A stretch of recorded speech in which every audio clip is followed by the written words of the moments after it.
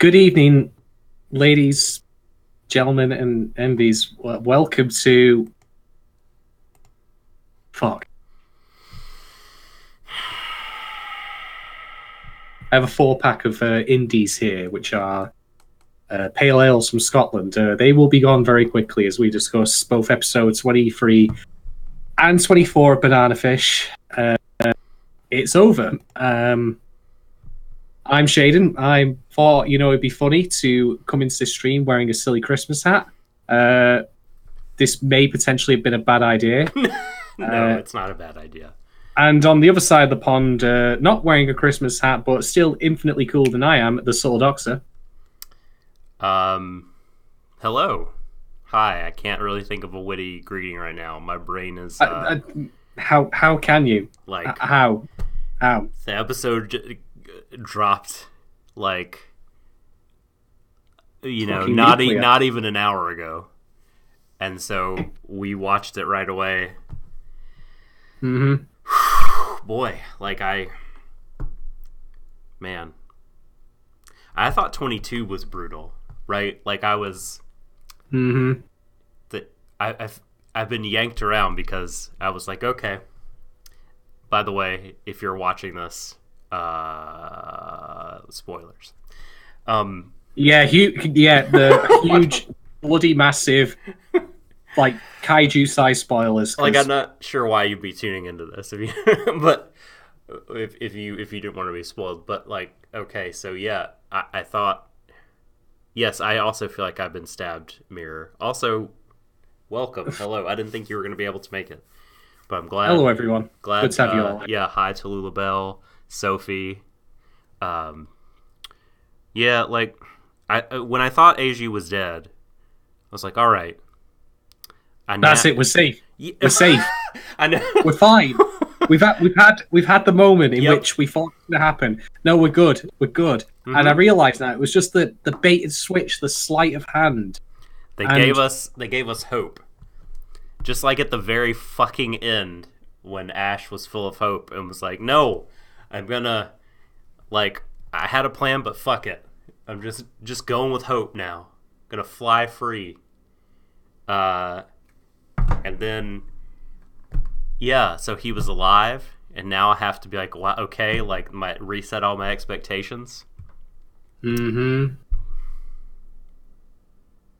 God. These are gonna go down very, very quickly. All right, so I suppose we should get underway. So firstly, do you want to talk about Twitter? Yeah. Let us visit the Twitter poll from last week. Mm-hmm. Where do I have that? Okay. Here we go. From episode 22. I don't remember the name of the episode. But these are the polls from 22. Does Nobuyoshi Arai hate all of us? Oh, he definitely does now after this. Well, so he wasn't involved with this one. This is the director of 22, but yeah, no, those... Yeah, whoever made this one is a fucking war criminal. Those fuckers hate us so much. The 84% said yes in all caps. 19% said yes in normal caps. It's true. 16%. If it was 19%, that'd be more than 100%. Does hashtag BananaFish have the best hugs in anime? 91% say yes. Mm-hmm. Do you regret everything now? Oh, definitely. Are we talking about previously? Yeah, this applies. We should just rerun these polls. I know. 38% said not everything. 34% said I already did, and 28% said I do. Count me in the 28%. Then and now. And forever. Mm-hmm. Yep. Oh, boy. All right. So, creatives, who is responsible? Who do we need to, be appalled at for this? Apart from the original creator of the man. Yeah.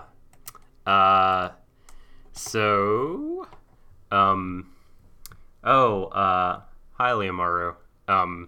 Yeah, you've made it in time for a live stream for the sad one, which I thought we already did the sad one, but turns out, oh boy, nope, incorrect. All right, so both For Whom the Bell Tolls 23. For whom the bell? No, yeah. Which is that's not. Is that Hemingway who wrote that? I feel like it is. And The Catcher in the Rye, episode 24, the J.D. Salinger novel. Wasn't there a J.D. Salinger reference in Darling in the Fucking Franks? Wasn't there a big reference? I can't remember. I feel like there definitely was, but I'd have to think about that show much longer than I wanted to, so not going to do that. And let's not. No, please, let's not. Let's not do that. So the script for this one, for both of these, Hiroshi Seko, according to Wikipedia, has been the writer for every episode, and that remains true. But the directors, episode director of 23, Yui Umamoto.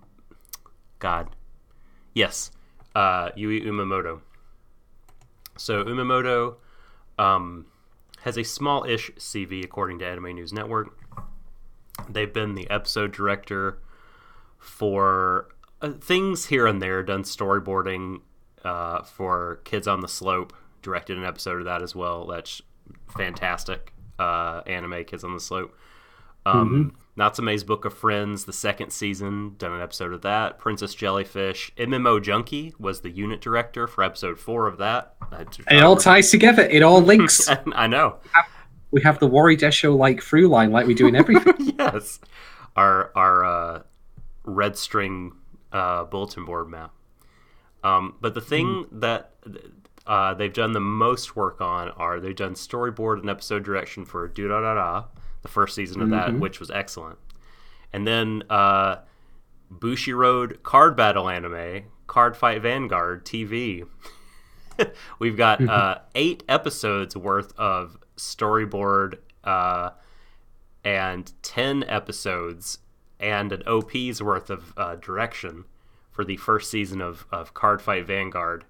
And they went on to fully direct subsequent seasons, Card Fight Vanguard G, G Gers, and G Stride Gate Hen. So Umamoto, sort of marinating in card battle anime, took the time to come and, direct an episode of Banana Fish and did an excellent Well, he deployed job. The trap card in this one, didn't he? They did. Baiting us into thinking that we were in the clear, like, oh, that's it, off into the sunset. Fucking great. Yeah. We got Blue Eyes White Dragons, something fierce. That's the wrong card battle. This ain't staying on, so I'm going to put it off now, but... Oof. Fuck. Fuck. So, thank you, Mirror. It is Hemingway. I thought so, but I haven't read it, so it didn't stick in my memory. And for the final episode, we've got a pair of episode directors. And I think you can really tell because the production quality for this one is way up from previous ones. First, we have Hiroko Utsumi, and they are paired with Daisuke Tokudo. Now, what an interesting pairing, because it's like the two kind of halves of what's happening all throughout the show each have a lead, because you have Utsumi, who has done a bunch of direction, storyboarding, and even animating, was key animator for Kyoto Animation, which we all know really leans into the character stuff. There's all their huge shows are character driven and have wonderful character animation as well. And I thought that was totally evident here for both characters I liked and characters I didn't like. So we've got Utsumi, directed a couple seasons of Free, did key animation for a bunch of episodes of Clannad, K-On! And K-On! Season 2, did some storyboarding for Season 2 and episode direction. Oh, was it called K-Off? On, off? No, too easy. K-On! 2, Honor. Honor than before. Kanon, Love, Chunibyo, and Other Delusions. Melancholy. Here I am doing the thing.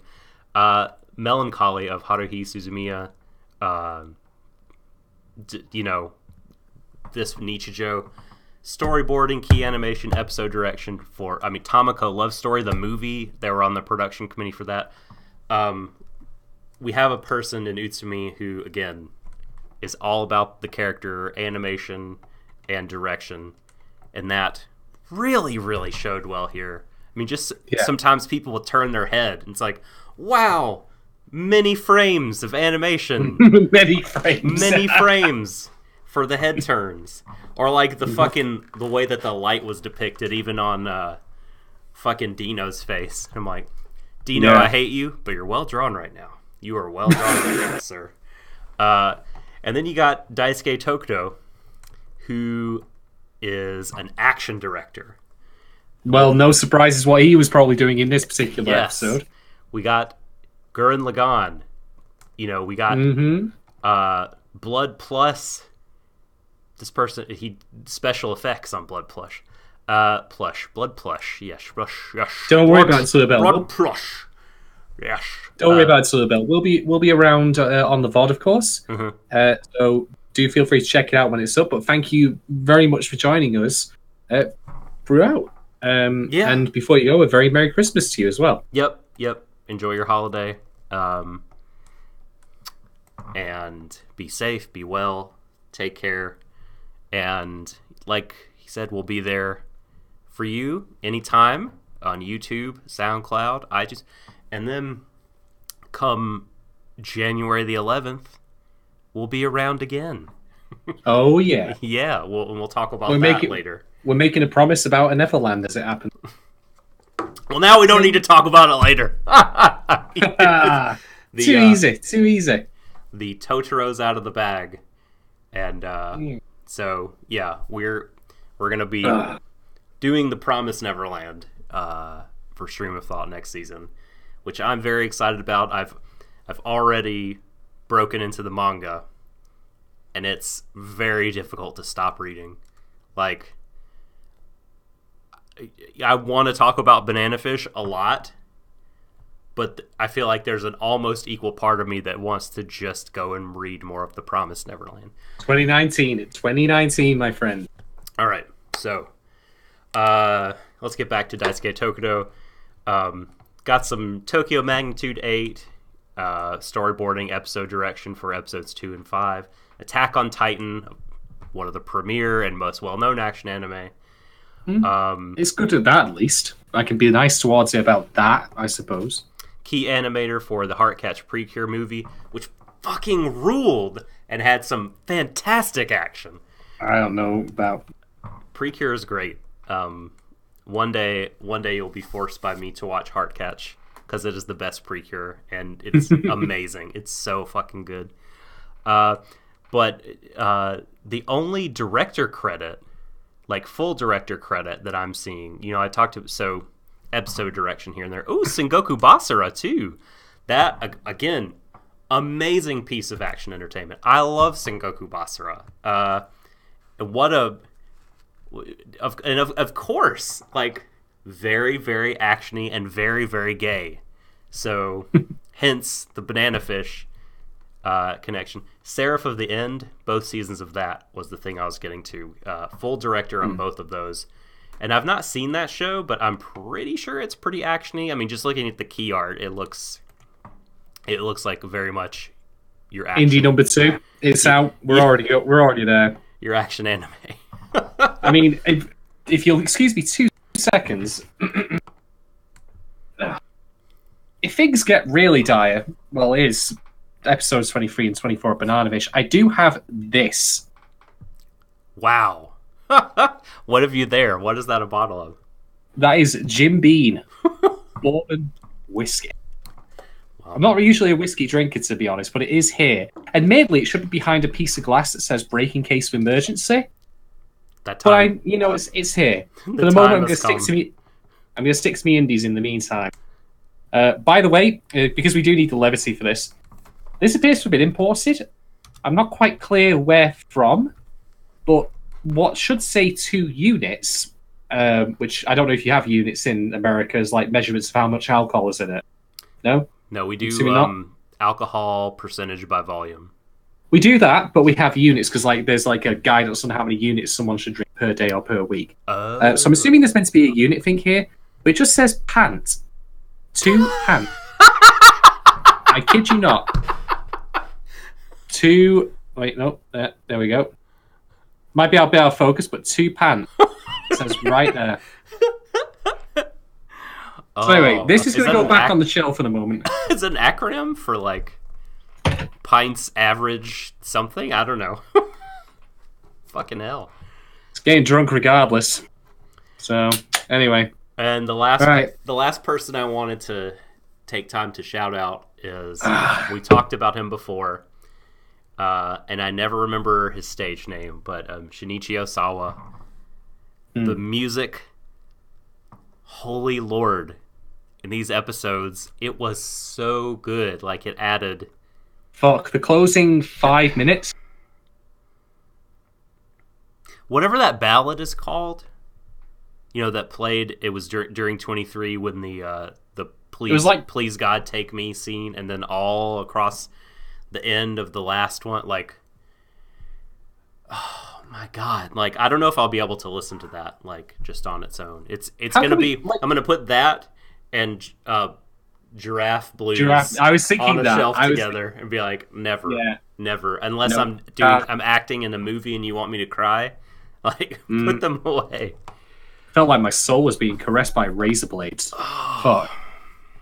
I'm like holding my heart. This is rough shit, and we're very fresh off it. Yeah. Mondo Grosso, fuck. thank you. Oh, Bonira. We all need a hug. I'm sending you a hug through the internet. Man. Right, okay, so here's the thing about how we're going to handle this finale, as it happens, of Stream of Thought Season 3. This is the last one for the season. We are indeed going to be back, of course, in the new year with The Promised Neverland, but we have to do this a little different. We're not going to go through extensive, exhaustive discussions of details, bit by bit, of what happens in each episode. We're going to talk about like what we, the talking points that we had, and then the show overall, pretty much. So we're going to firstly assume that you have seen episode 23, and of course 24. But this is your final warning, because we haven't yet really discussed, without being circumspect about it, what happened in episode 24. Absolute final warning: if you do not want to be spoiled on it, given this is literally released just an hour ago, then abandon ship now. I won't hate you for it. I won't even think lightly of you, wrongly of you, because it's a good idea. Like, you have to experience this raw. You can't have someone else tell you about it secondhand. So, and on that note, may I just say, thank you everyone in chat for being so good about not spoiling stuff. Like, for me and Shadon personally, because I mean, it could have been so easy to like let things slip or just be the kind of person that was like blurting them out, but like, you are really good to us and to each other. Indeed. So thank you for doing that. Yeah, absolutely. All right, we're going to break this down into 2 chunks. We're going to do 23 talking points first, which will be led by Doc. And then we're going to do 24, led by me. And, well, ain't that fucking pressure right there. Oh.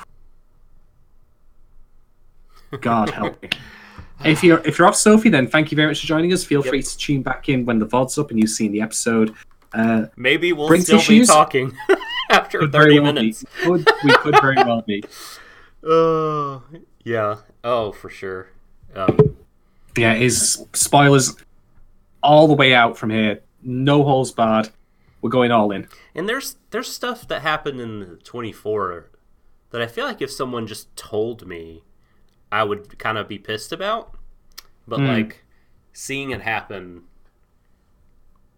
I'd say like 95% of me like is kind of at peace with what happened. So I'll just say this up front, because I feel it needs to be stated. I think the ending is fucking magnificent. But I can't deny that it raped my heart something fierce. Because I had one thing I wanted to see. Like, not talking as a critic here, but talking as a, someone who's engaged with the material. Mm-hmm. I just want to see AJ and Ash have their metaphorical ride off into the sunset. The open ending, the endless ending I might have spoken about before, where you can imagine all the possibilities that they have, out there. Their life is theirs for the living. That did not come to pass. And the thing is, I respect the work for doing it, but by God, it also just like, well, can you technically call out a safe word after the actual event is over? Is it a bit late then at that point, Like, boy, I don't know if it's possible that they could have had that ending. I think that might be part of what the show's trying to tell us with what actually happened. I absolutely believe that the ending that we got was very much intended and had a very deliberate message behind with its own literary parallel, one I've actually made before, but we'll get to it when we discuss 24. Oof. Anyway, the parallel better not be... the first thing I thought of was Phantom. Can I just say... Doc?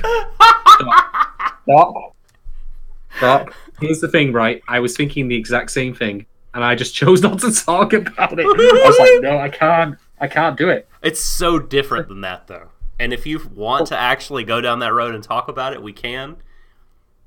But it is... It is totally different, in my opinion. No.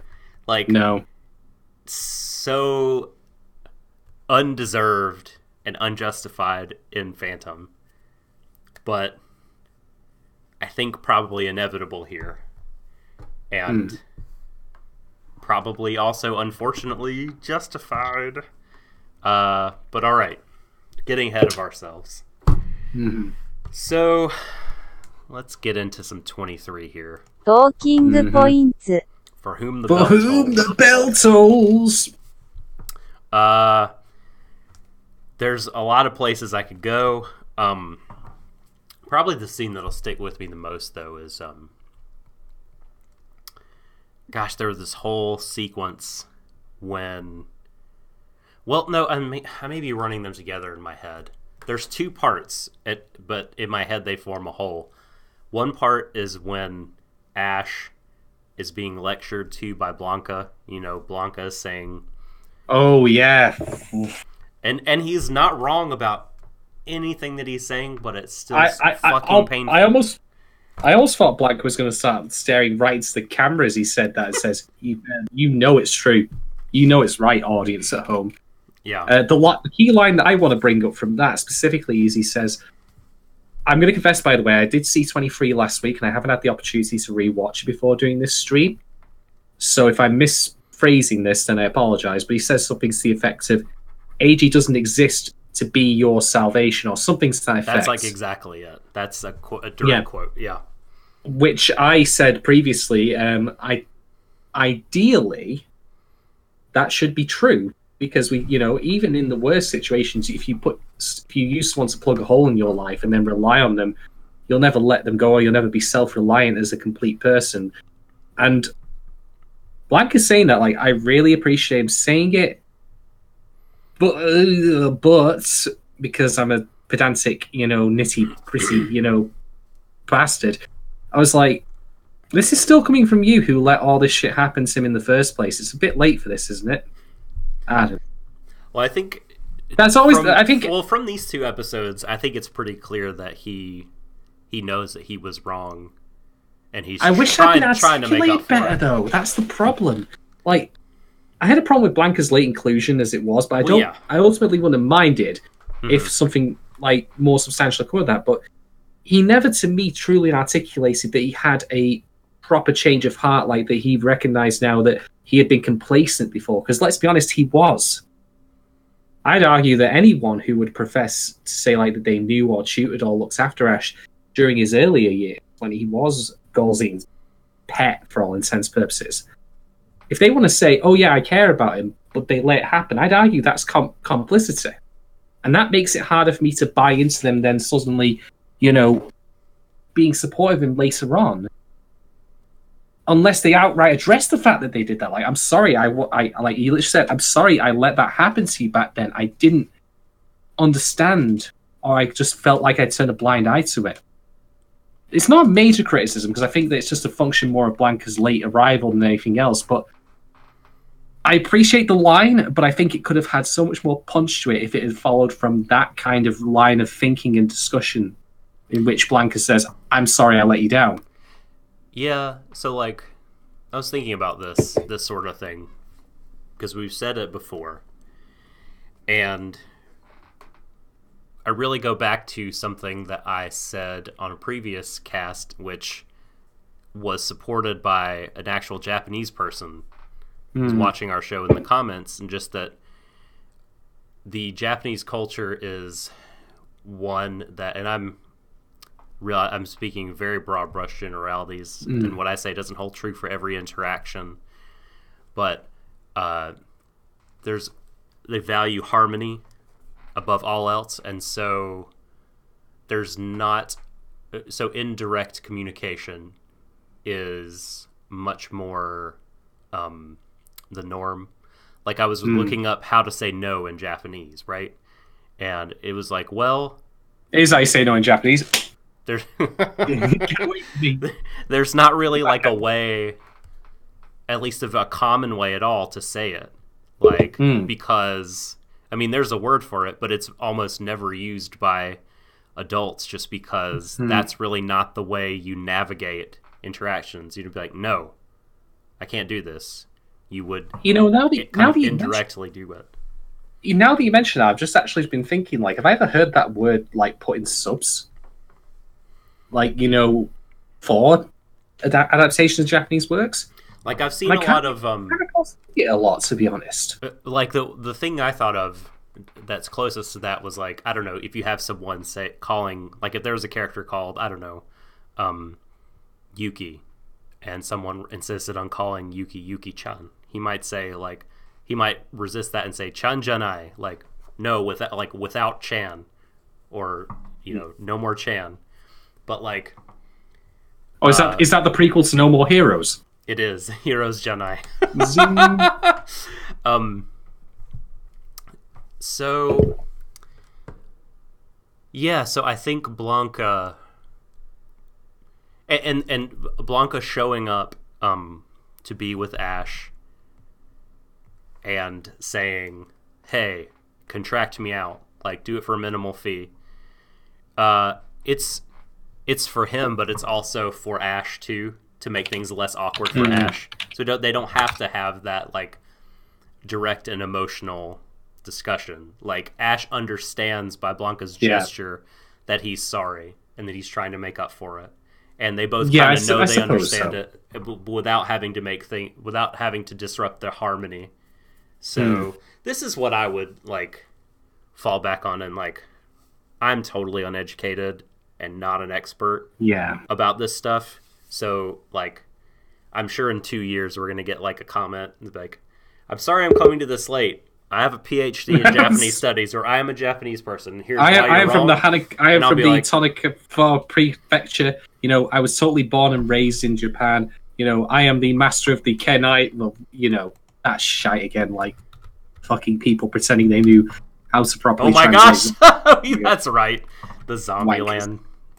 Oh boy. Yeah. Eat shit. Anyway, no, the thing is, right, I get where you're coming from. It is a cultural thing. And I think that when I criticize it in that way, I'm going to have to accept it as that kind of thing, where I can only speak for myself on this and what I would have liked to have seen. But nice. I do think we can agree, though, that cultural or no, Blanca, at least in the anime, as opposed to the actual material, because there's a lot of the mention of, like, side stories, he was a late character, he was a late arrival, that in of itself, like, being late into a show is not necessarily a bad thing just because it happens. It's a question of how you execute on it. And so I argue your mileage may vary. I mean, in the end, like, now that we have concluded the series, I can say that I actually enjoyed Blanca's presence. We even got some nice bit of comedy in 24 with him being too fat to get through the fucking air vent because he's like, 6 foot. He's like 6'3". Too fat. And He's too buff. Well, he's fat fucking with muscles. solid. Like, he's a rock, dude. Yeah. Fat with muscles. That's right. That's the idea. So anyway, but yeah, no, I totally get where you're coming from. I don't even remember. Okay, yeah, we talked. I mean, you basically laid the scene out. It's like you want to. How do I call it? You're only looking to ease your own solitude. You're not thinking about AG, but he's not there just to make you feel better, just to save you, and Ash pulls out his Glock, or I can't even remember the name of his gun, but his pistol. He's just shooting all around Blanca, screaming. His wound in his stomach opens up. You see it pouring out through the bandage, and then he collapses. And it's just like, man, that depiction of this desperate person who just can't do anything to help the person he loves. It was so raw and powerful. And Blanca, dropping truth bombs. And you just can't say anything. You can't fight it with reason because he's right, so you just lash out. And he's absolutely right. It was such a powerful scene. And then I think after he wakes up, I think it's Singh who he's talking to. I can't remember if Blanca is there, but when everyone leaves the room and Ash is praying, basically saying God, please take me instead. Don't hurt AG. And where I guess he's in his mind planning him saying that particular line that came back to bite him aggressively. Yeah, Singh and Blanca were definitely they were there to make you smile in 24. And how about Lau? And he had a lot of stuff to do in these 2 episodes. He couldn't fucking bring himself to and how about Singh opening up to his Aniki, saying, I wish I'd never become a boss. And I have to do it. I have to do this really hard shit to make everyone satisfied and give everyone their pound of flesh. None of it's what I want to do. I fucking hate it. But this is where life has pinned me in. Lau, this is the thing. Don't you go against me again. Follow me, whatever I say. And then he fucking didn't. He couldn't do it. What a selfish bastard. God, support your boy. Support your boy. This actually ties into the overall ending and message of the show. So put a pin in it for later, because it will be important when we get to discuss the moment in which Lau follows through on his fucking, threats previously. But yeah, can I just say, by the way, that Singh in these 2 episodes, he fucking skyrocketed in terms of his character growth, and I was so pleased to see that. He got such a satisfying payoff. I agree. All the stuff he's been through. I was really, really happy with that. I mean, I'll save that for 24, but you can see in 23 that the cogs are turning in his head. He's like, okay, I've got people expecting of me to go and wreak bloody vengeance on Ash and other people for what's happened. Even my own friends and followers who are so, close to me in this group, they demand it. Honor, even, I would argue, demands it. Yeah. But Singh learns the lesson that Lau doesn't, because Lau's a fucking brain-dead waste of oxygen. But anyway, Singh learns the lesson. He's so proud. His pride is totally his downfall. He just couldn't fucking swallow what Ash was about, and I don't know, just his presence. And I guess ultimately couldn't deal with Shorter's death. I I mean, maybe that's when he really kind of, maybe he's just waiting around to die after that. I don't know. Who can say? Who can say? Fuck. Well, do you have anything else to add about 23? Yeah. Oh yeah. We get to see again Yutlung talk about his past to Blanca. Drunk, by the way. And yeah. The one time Cheers. this show made me laugh, like, was when Blanca. Oh, it surely made you laugh before the cop block scene. Oh yeah, no, I'm sorry. What I mean is these episodes. One of two times they made me laugh. Man, just quick shout out to Banana Fish's comedy, by the way. Like, throughout pretty much of the show, the comedy has been really, really good. Like, comedy is always a hard thing to, like, rate and critique, because at the end of the day, you basically have to boil down to, did I laugh or did I not? Very subjective. And it's hard to say. Like, you can certainly speak to structure and editing with it, and all that, but, well, it's hard. But I will say this. Comedy throughout the show consistently gave me chuckles. And even when it was just, like, the action, unintentional, like, like Max's amazing, rail slide drop kick, like he was doing a Tony Hawk's trick. We all remember that from the mental asylum. Or the cop blocking scene, the most amazing comedy scene in the entire show's run, which still incredible. Hate really Luke Young all you want. Hate Luke Young all you want. But when that scene happened, he became a baller, and he remained a baller to the end.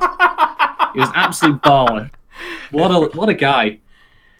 What a guy. He was kind of like, I don't know, he felt pretty impotent these last couple episodes, but that made sense for his character. Yeah, exactly. I actually got proven right on my little, theory about what the intent of Luke Young as a character was. And even he gets a second chance in the end, although we also don't get to see the fruition of that. But that's fine. Like, he's starting on the...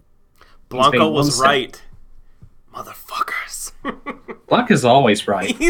He like just traveling hitman full of sage wisdom. What a character.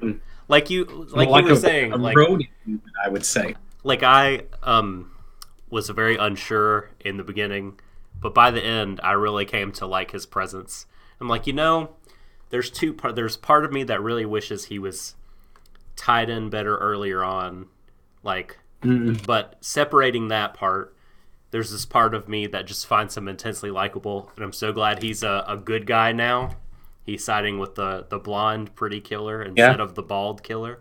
I really appreciated, by the way, how good Blanca turned out to be at Silent Scope. He was so good at that game. He was able to snipe a fucking helicopter. Dude, I was like pumping my fist, like, yeah, baby, unseen sniper. I mean, I'm getting ahead of myself on this way forward, but when that fucking chop with the minigun turned up, I just thought, this is a Time Crisis level. I was wondering, I was like, what is Moonwalker? Oh, that's Moonwalker. Just the giant gun. Yeah. I was expecting more Michael Jackson references, right? Okay, Moonwalker's down, we're going to send in Smooth Criminal. Yep. And then we got Billie Jean on the way. Yes. Oh, man. Then Ash asks, who is Billie Jean? And Colonel Fox goes, Billie Jean is not my lover. She's just a girl.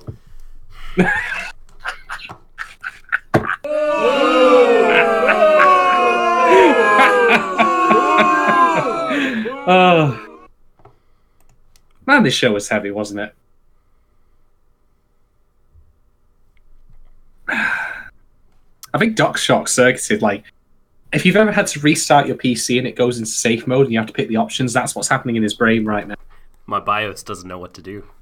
Would you like to run scandis.exe? Yeah. Check for errors. Exactly. Reinstall Windows. There's a corrupt file. All right. Yeah. What the fuck were we even talking? Oh yeah, when Blanca says, "Are you drunk, sir?" Yeah, so much. No, you're sober. You're exactly. I swear to drunk, I'm not God, Blanca. So Blanca, who? Who pissed in my pants? I'm pressing Y over and over, but you're not electrocuting anyone. Come on, Blanca. So, like I said, Yulung tells us about his past again. Tells Blanca. And, like, I think we get to... We saw maybe still shots before. I think maybe the camera panned around still frames or postcard shots that were more detailed, but seeing it animated, I mean, that fucking sucked. That was really hard. Mm-hmm. And, like, again, I think a line that had a lot to it was when Yulung said, you know, don't we have a right to hatred? What about Ash? Doesn't he have a right to hatred? Like, I see what's in his heart. I know that underneath him is, like, underneath the pretty exteriors is the devil. And I think, and earlier, Ash was like, the reason Lau left is because he sees that. He sees that they're the real monster underneath the shiny veneer of an exterior. And Yulung has the champagne glass, you know, and part of it's a green and distorted. Yeah, there's your big visual metaphor. You know, the two sides to him. One is murky and mysterious, not, you know, truly with shape and form. And then there's the other, which we know. I mean, moon, dark side, light side of the moon. I've said this 1,000 times before, and I'll get it in one last time before we fucking move on to the next show. I'm fond of that metaphor, and I'm going to use it. It's a good one. And at the end of that, of his monologue, he says, Ash should have known that he couldn't save himself with something so frail. And that fucking stung because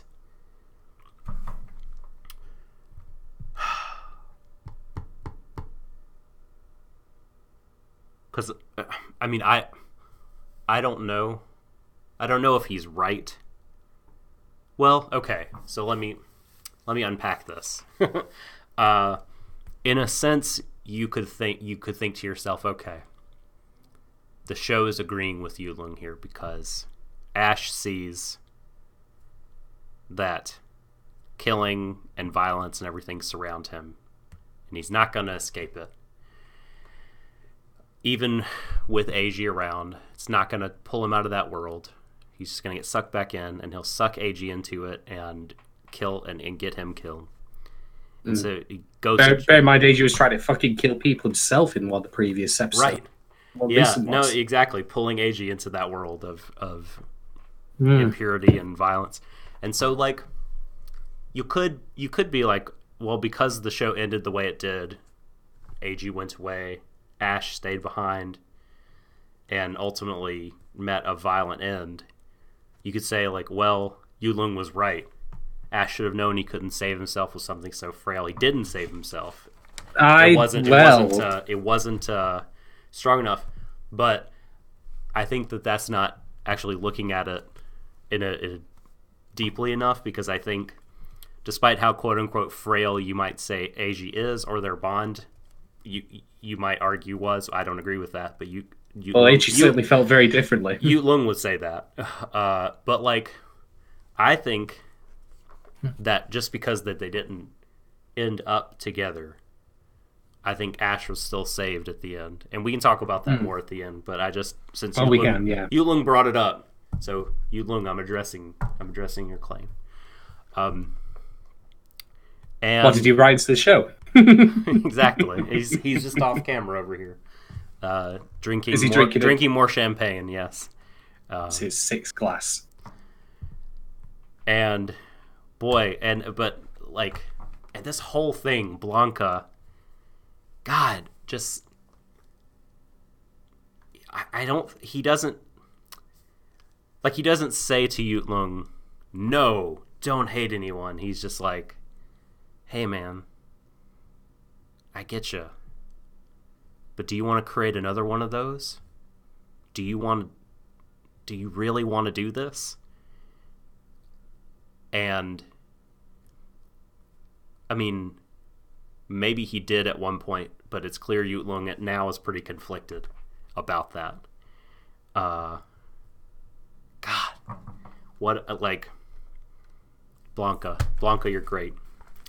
And then we have Blanca taking Ash to the hospital, where Ash plays the prince and Cinderella at the same time. And God, how appropriate metaphor given the episode that followed after it. Cinderella, limited time. All right, cool, Manira. And thank you, Mirror. Yeah, like we'll talk more about it in more detail. Yeah, we will. We will. Yeah, I totally think Ash was. I'm in agreement. Was saved. I believe so. I mean, I just Absolutely. see it. Yeah, I just see it differently. All right. There is. I just have in my notes for 23, like, you can see very large. It says that scene. Because, like, this fucking scene destroyed me. Do you know what Ash ended up doing to Fox? That's what the show did to my heart. It stuck a drill and just continued, like a Klingon might do. Just ripping away the insides of my heart with the spinning blades. And, but I loved it. It was tremendous. I think this whole entire anime is, like, worth it and built up to this fucking scene right here. It was visual poetry. It was a punch in the mouth. It was everything. I hear you. Like, this whole thing. So Ash goes into the hospital and he sees his love, like, what he's done to him. And he just cries. And Eiji hears him in his coma. And, you know, who's this very, very sad voice? I know this voice. I need to respond. I need to call out. But I can't. Come on. And then Ash leaves, and he's saying, okay, I'm going to make all this right. I'm going to end my own life doing it, and that'll be that. I never need to see you again, love. I need to make sure that you are pure and kept away. And I was like, well, damn. Like, ouch. Like, but yes, it's right. If the scene had just ended there, it would have been good. But then it got bad. But then it became great. It became great because he got up, and my notes, like, I was eating a sandwich Just like in public, pumping my fist and just being like, yes, he got up. He fucking got up. And he couldn't see, but Eiji was crawling his way to Ash, and, like, the tears are coming for me as well as the characters, and they reach out and they just almost got each other, and you want them to do it, but then they can't because of the cops. And Eiji says, like, and one of them says, no, it's for the best for you that we don't. Right? And I feel like this has been happening through the whole show. This happened at the end. Like, they want to hold each other, but no, because what's best for you is that we separate. You know how I describe it? It sounds strange, but magnets, you know?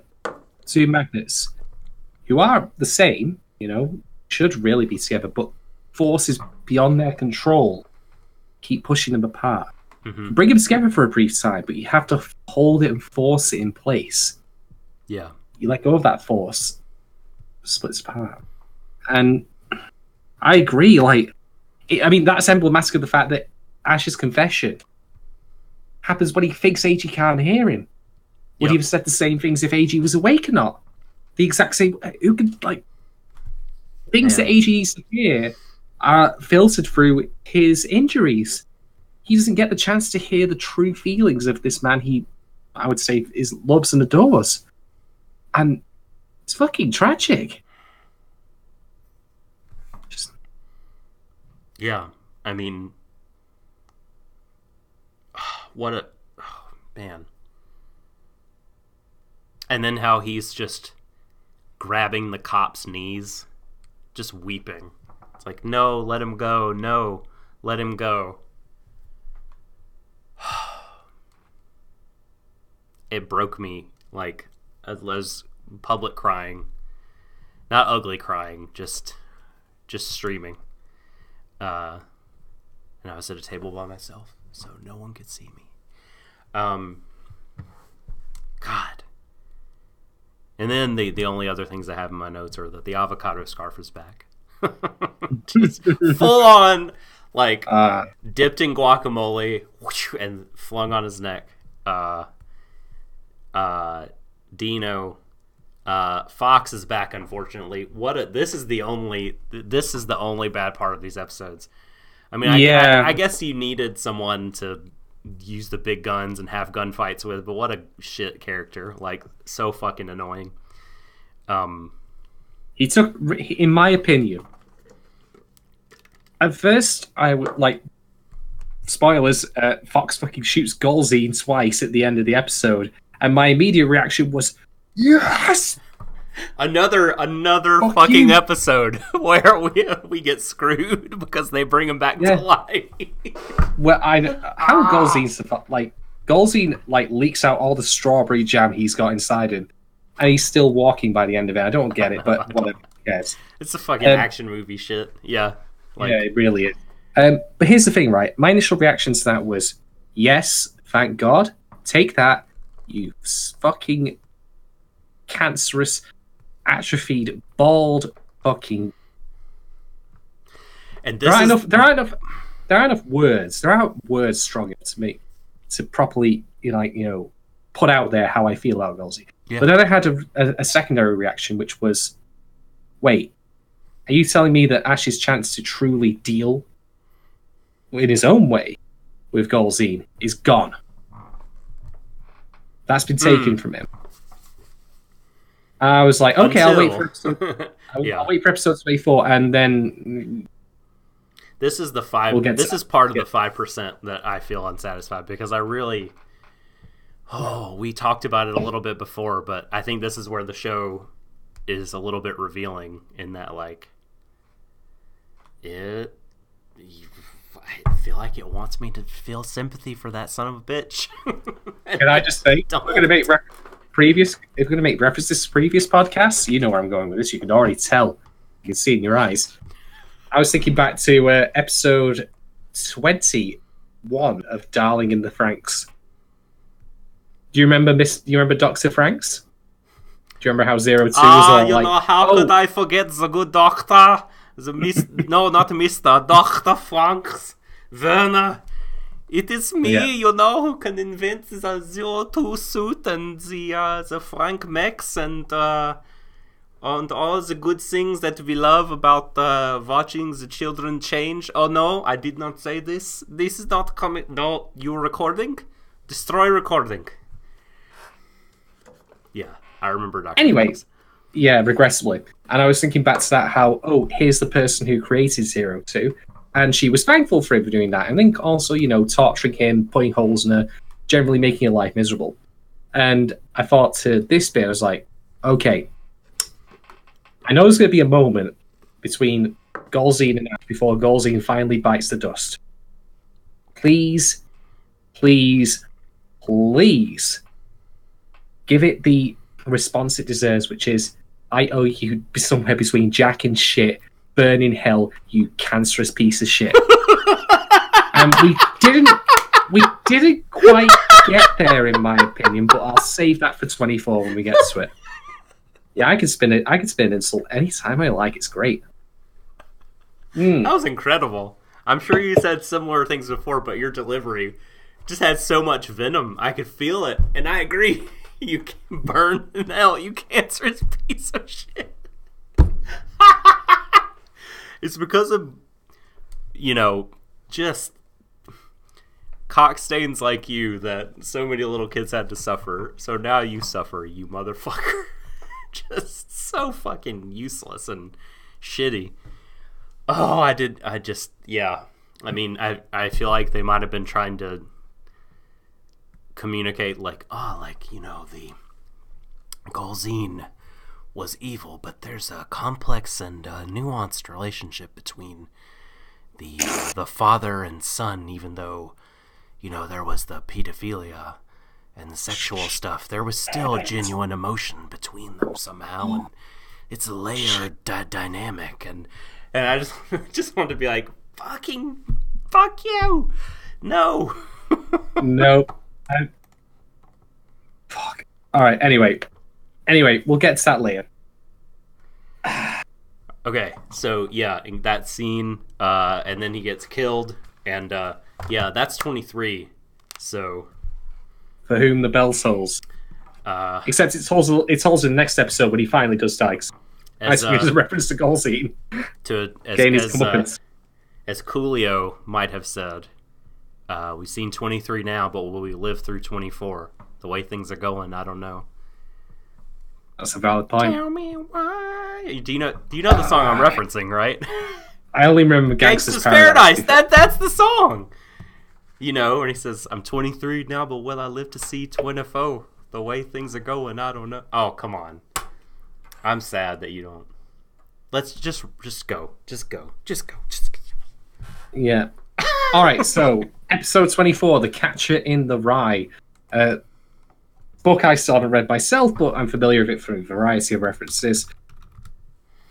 This episode is an episode of two halves. One of it is action. Like, guns are shooting, everyone's getting, like... And the second half is exploding. Snipers and Gatling guns and bombs. Time Crisis levels. Yes. SWAT 4, all the video game references. Okay, so let's talk about specific moments. I'm going to start by saying this, right?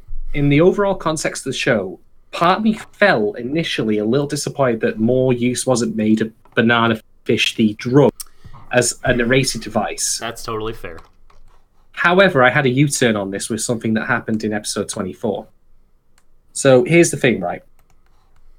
First off, I reckon you could probably replace banana fish, the drug, with anything. It could be a nuclear football attached to someone's wrists, and only that person can activate it through the the fingerprint scanner or whatever. You name it, it doesn't matter. There's a scene in which Singh grabs the briefcase full of the banana fish data and is caught by Ash. Ash, by the way, at this point is injured, having believed he'd killed Colonel Fox, but hadn't. I did find it funny, by the way, that later he says to Blanca, "Oh yeah, you're the one who taught me to make sure they're dead." And I'm like, did he really? You seem to forget that. That's minor. Who cares? So anyway, Ash has Singh's hand. And Singh, of course, has the briefcase in the other, and he says, "Look, just drop it." And Singh says, "Isn't this, like, important or something?" He's like, "No, just fucking drop it." And so Singh does, and there goes the evidence. This, by the way, does not stop the government people from getting convicted in the end, which I felt like might have helped a little bit if that hadn't happened, but who cares? It doesn't matter. But then Fox, having, had a Black and Decker to his abdomen, decides, "No, I'm going to get up and be a prick again." Did you did you think about? Do you remember when Ash has been stabbed in the shoulder, and he's being forced down, and when I know you love this movie, so I'm sure you thought when it shows his hand reaching for the tool, did you think of the Mask of the Phantasm part where Joker grabbed the sausage, where he's reaching for and a sword is there and a chainsaw and a hammer, and he's reaching around and it cuts back and he hits him with the sausage. Yeah, it was framed exactly like that. All the scene from H Bomber Guy's Soyboy video is reaching for tools, and he pulls out the scripts instead. I'm going to beat you, Steph, with these statistics. Such an homage to that Mask of the Phantasm scene. But anyway, Fox ends up getting behind Ash and puts the gun to his head. I don't know why he doesn't just kill him there and then, but Fox has never struck me as particularly, with it. I mean, let's see. How many brain cells does Fox have? Let's have a guess. 1... 2, 2. There we go. 2. Done. Anyway, he says, let the boy go. And Ash refuses. So here's the thing, right? We have these 2 moments pretty much back to back. Let the briefcase go. Let Sing go. The obvious Ash says, let the briefcase go, but he refuses in terms like Sing go to save his own life. Now, okay, you can make plenty of arguments here, like, oh, Fox would have killed him anyway. If you let him go, he'd just blown his brains out there and there. Fair enough. But here's what it ties into my point about banana fish's relevance, the drug that is, in the wider show. It's not relevant. It is the MacGuffin in which people fight over, the means of which one can control another. It is something you could replace, as I say, with anything. A nuclear football, priceless ruby, you fucking name it, doesn't matter. But through this action, Ash asserts that the life of others is more valuable than his own. It's more valuable than the redemption that he would gain and the vindication he would gain through exposing Banana Fish through that briefcase. That doesn't matter. I've said before numerous times about the idea of Ash as 2 people, you know, the monster, the murderer, etc., the man who kills everyone, something that he self-describes even at the end of the episode, and the man we want him to be, the idealized Ash, you know, the one who cares about people, who will look out for them. And this is the most concrete step in the episode, or one of the most concrete steps, Tim confirming that he is the latter rather than the former. I don't care if I die. It might give Sing a chance to survive. You know, it might give him a chance to live. If he blows my brains out, maybe Rigor Mortis will come in and I'll fucking grab him. Who can say? Who can say?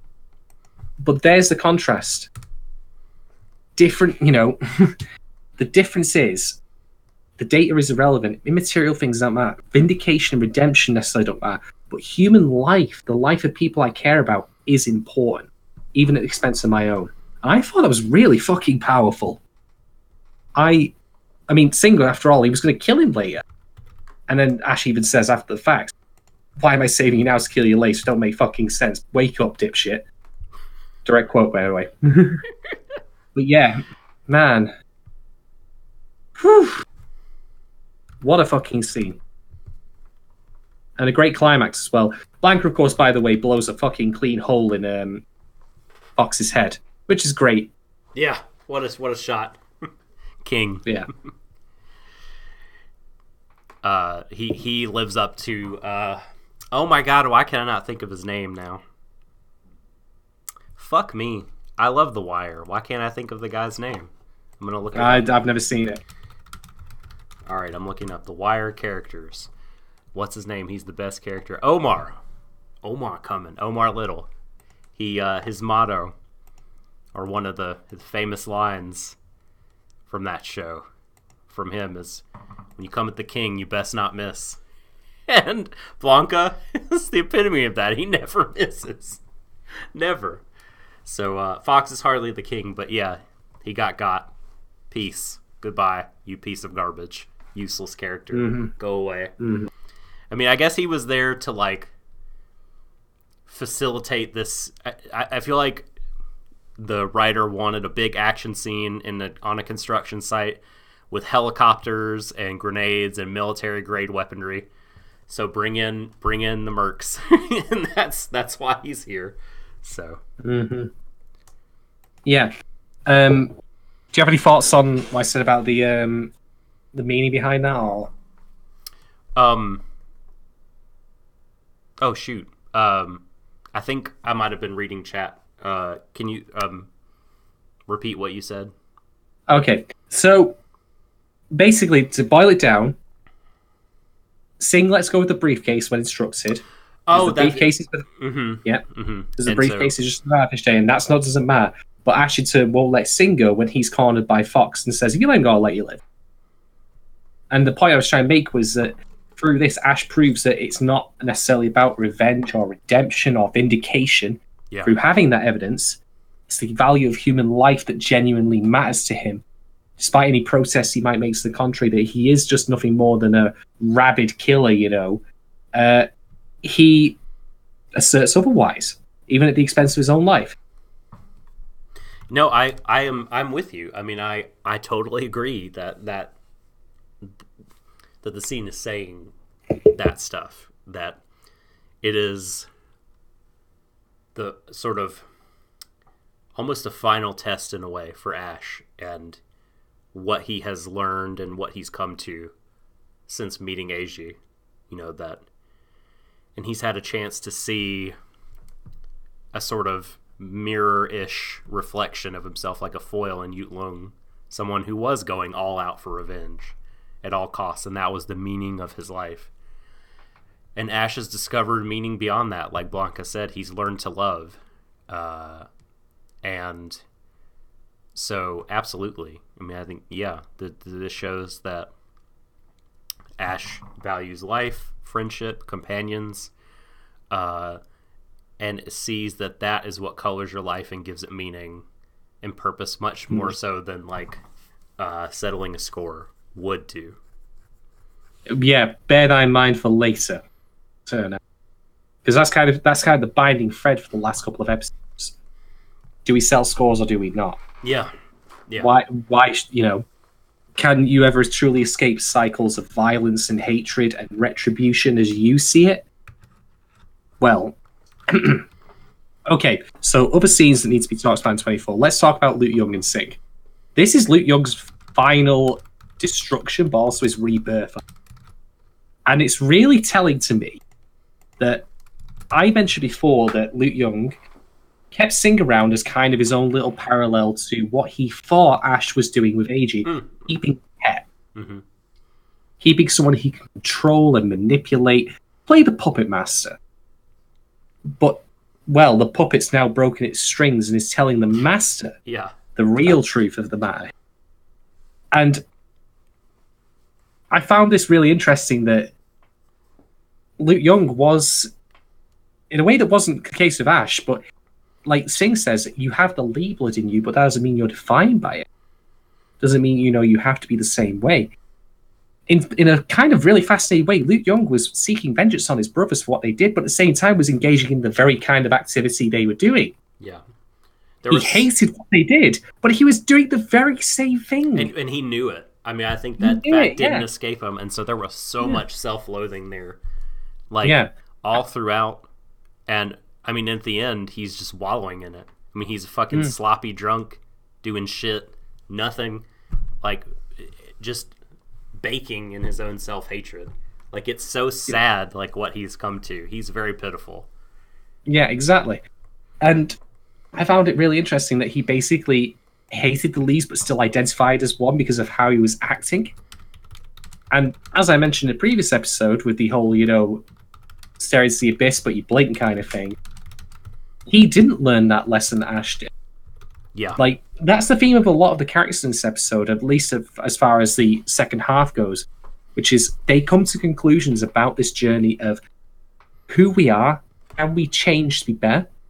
Can we, you know, escape the violence that's defined our lives? You know, this whole thing that's gone out of control since Ash found that one guy in the back alley all those many episodes ago. Can we get out of that? And a lot of the characters come to the conclusion that they can, just in their own way, and it's not immediate for some of them. I mean, Luke Young certainly is not a reformed, you know, happy, smiley guy by the end of this, but we can see the start of his journey.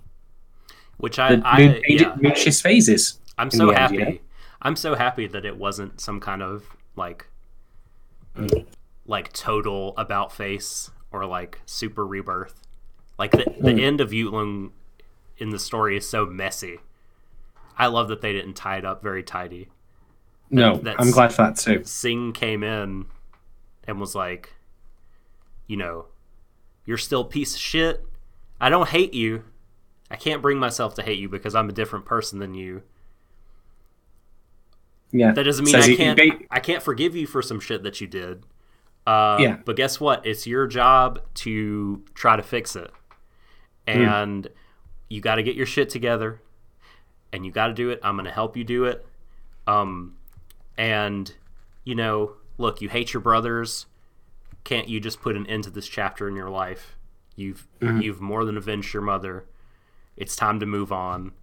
And it all sounds like he's trying to make it very, like, neat and tidy. But like the way it plays out and the way Yutlung is resisting, I think emotionally, because I feel like he doesn't want to let go of it. I don't know. This doesn't feel like it does not feel like a happy storybook like ending for him. It doesn't feel like, well, like you said, I'm reformed and redeemed now. It just feels like he's being yanked to the next phase of his life, which will be difficult. Yeah. The road ahead for him is long, but he's made the first step. And I'm glad for that. I'm glad we don't see the later steps, because we can at least imagine doing it. Sometimes not clearly defining a character's ending in a story is better, because it opens our imagination to fill in the blanks, and we can then, even just the possibility of him being a better person is in itself a good thing, in my opinion. A satisfying element to a story. I mean, I've spoken before about the idea of what's called endless endings. If you played Persona 4 Golden, which I think we've discussed this year, the endings change so that it doesn't feel more final, but more open-ended, to the fact that there will always be more experiences going on. And in Yutlung's case, we can see him now U-turning. He's going back on himself, and he's going back towards the point where he can be a regular happy person again, who actually can interact in life. I mean, Singh tasks him with actually binding Chinatown together rather than having it tear apart. It's not just about him as well. He has to lead by example. Yeah. So, and I think that this was a. Oh, sorry. Go ahead. I think this was a really fitting and solid ending for him. I'm glad he didn't die in the end. I mean, I just haven't seen that happening. Because I think people could argue, like, it's not fair. Ash died and Yutlung didn't. They're both scummy killers. Like, why didn't Yutlung, face the music? And no, I agree. Yeah, but he hasn't been saved yet. I mean, it's taken all Blanca and Singh could do just to get him to turn around. Like, he's still got so much to work on. Yeah, but that said, prior to the end of this, his final scene in this episode of the show, I would have never bought the possibility he could be saved. Yeah. Now I can. He's and redeemable. That's enough. That's enough. That's great. Totally. Right. Anyway, I'm going to need to take a break. Me too. I need to make a quick break. We'll be back momentarily. Don't adjust your internet browsers.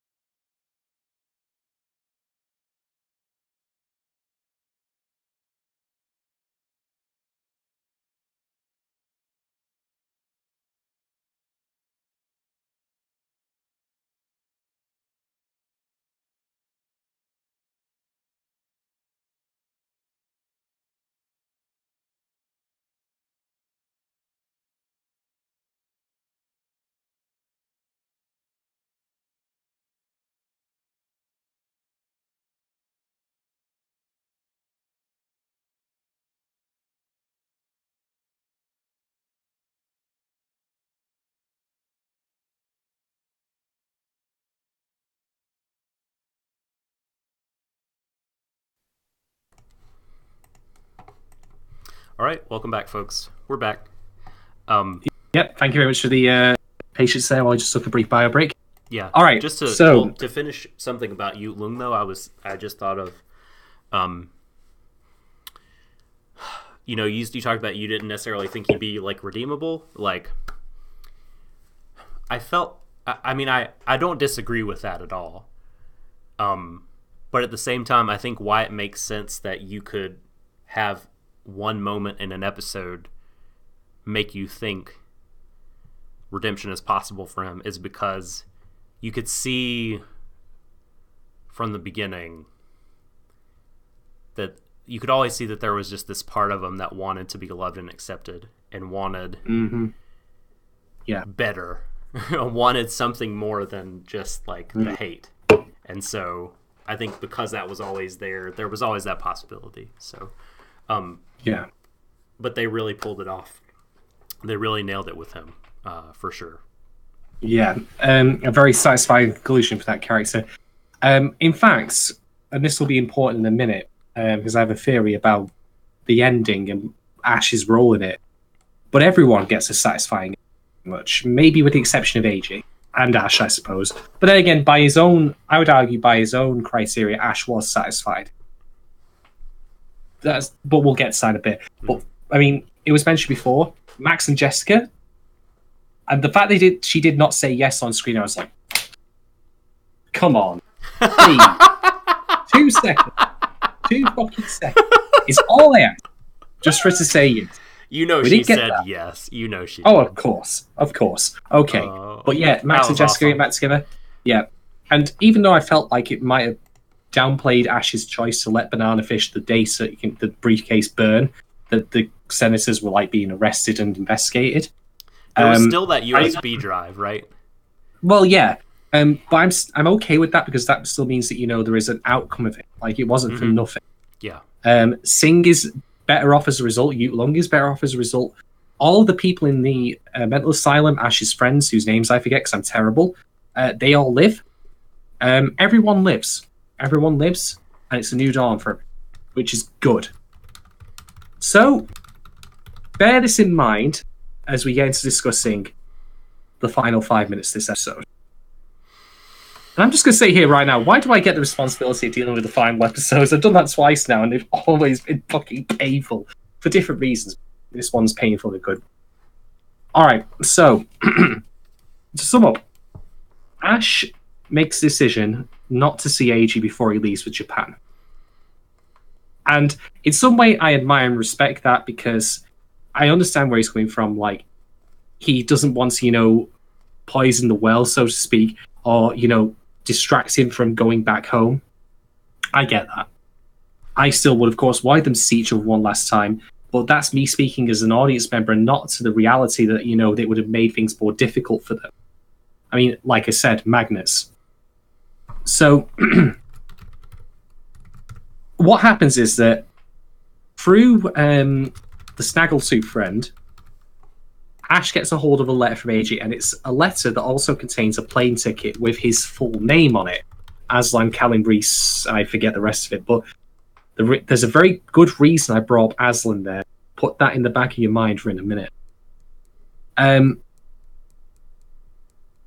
Ash, reading the letter in which AJ says, I was never afraid of you. I was never scared of you. Like, he confesses, how strongly he felt about it. And I'll save the key line from the end of it for later, but it's a powerful letter. It's a letter from the heart. The direction is so awesome. Like, I love the fact we see the actual letter read out. Like, we get to see the words. They feel like they have an objective, tangible quality to them. Because the thing is, right, like, letters. I've spoken before, about the idea of physical media and physical things we own having meaning to us, personal meanings to us. Like, if you hold something in your hand, it's real. I mean, you might see it up there. I've got a couple of anime figures up there from shows that I'm really fond of because they have sentimental value to me. They remind me of what those shows meant. I've got Cheryl and Rankin the androids down here. This letter follows the same kind of arc, the same kind of idea. It's a very real set of words in front of it. And that says to him, okay, no, I made a mistake. I need to go and meet him. So Ash sets off. Because he got the ticket. Yeah, he got the ticket. He got the ticket on the plane to Japan. The thing that they mentioned before. I mean, here's the thing, right? Ash mentions in the episode, I'm sending him back to his world. But that being said, though, he never thought of the possibility of going with him to his world. You know? Yeah. Exactly. He could have gone there with him, and he didn't think of that. I mean, yeah. I mean, I guess he always sort of saw it as, even when they were teaching each other words, as, you know, as... I wish I'd never teach you sight. Oh my god, that fucking line. I know. I guess he sort of always saw it as idealistic fantasy. Maybe to him, like, you know, it's nice. It's a nice thing to dream about. Like, oh, here's what we'll do when we win the lottery, kind of thing. You know, it's nice to dream about, but it'll never happen. So it's not a real. But yeah, I guess like once he sees that, and once he hears the last couple of lines of the letter, which are fucking killers, he's like, you know what? Like, this is real. Like I was saying at the beginning of the stream, like, I had a plan, logically thought, but like, I don't care anymore. I just need to go. Abandon the plan. Yeah. No, I hear you on that. So, unfortunately, as Ash is walking, running even, he is intercepted, and it's Lau. And Lau stabs him fatally in the stomach. And funnily enough, how many times in the recent episodes is it mentioned that AG is Ash's weak spot and leaves him vulnerable? Even when he's not there, that is true now. Reading that letter takes his guard down. And if you think that his guard was down already, he fucking kills Lau there and then with a gun he had with him. His guard was up. He was ready for it. But that letter, like, Lau could not have picked inadvertently a better time for it. And... okay, 1 second. Yeah, like I need another. Do you, all right. Do you think it was merely like his guard being let down, or do you think just for like the briefest of moments that he really was finally spiritually taken to Japan, taken out of America, taken out of the world of violence? I am of the opinion that happened later. And he came back down to, you know, Earth once, you know, he had to defend himself. But, like, because old Ash, I mean, it's not... Could he even let his guard down, Shadon? I mean, was he even able to... I feel like... we know that for a fact by like of AG getting shot. It was always... That happened because he, like, characters literally say that, that happened when AG got shot. Ute Lung says it. He's most vulnerable when he's with him. He's not even with him. Right. But the reading the letter caused him to set off. He'd have seen Lau coming a mile off. I guess it depends on how you define vulnerability too, right? Like, I mean,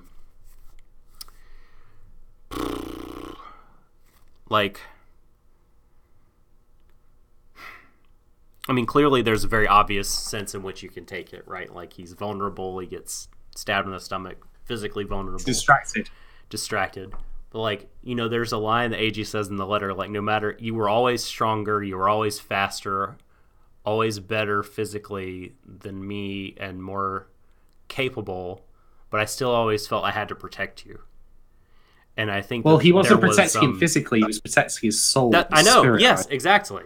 So, like, there's another kind of vulnerability in which when Ash and AG were together, Ash was no longer vulnerable, like, because he wasn't vulnerable to, like, spiraling into his own despair.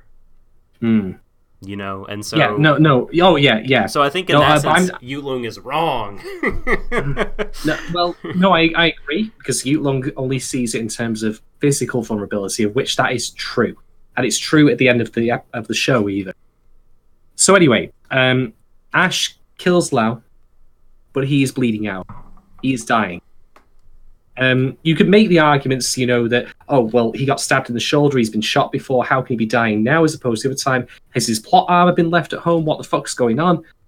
But I don't care about that because I Yeah. think to me that he is definitely going.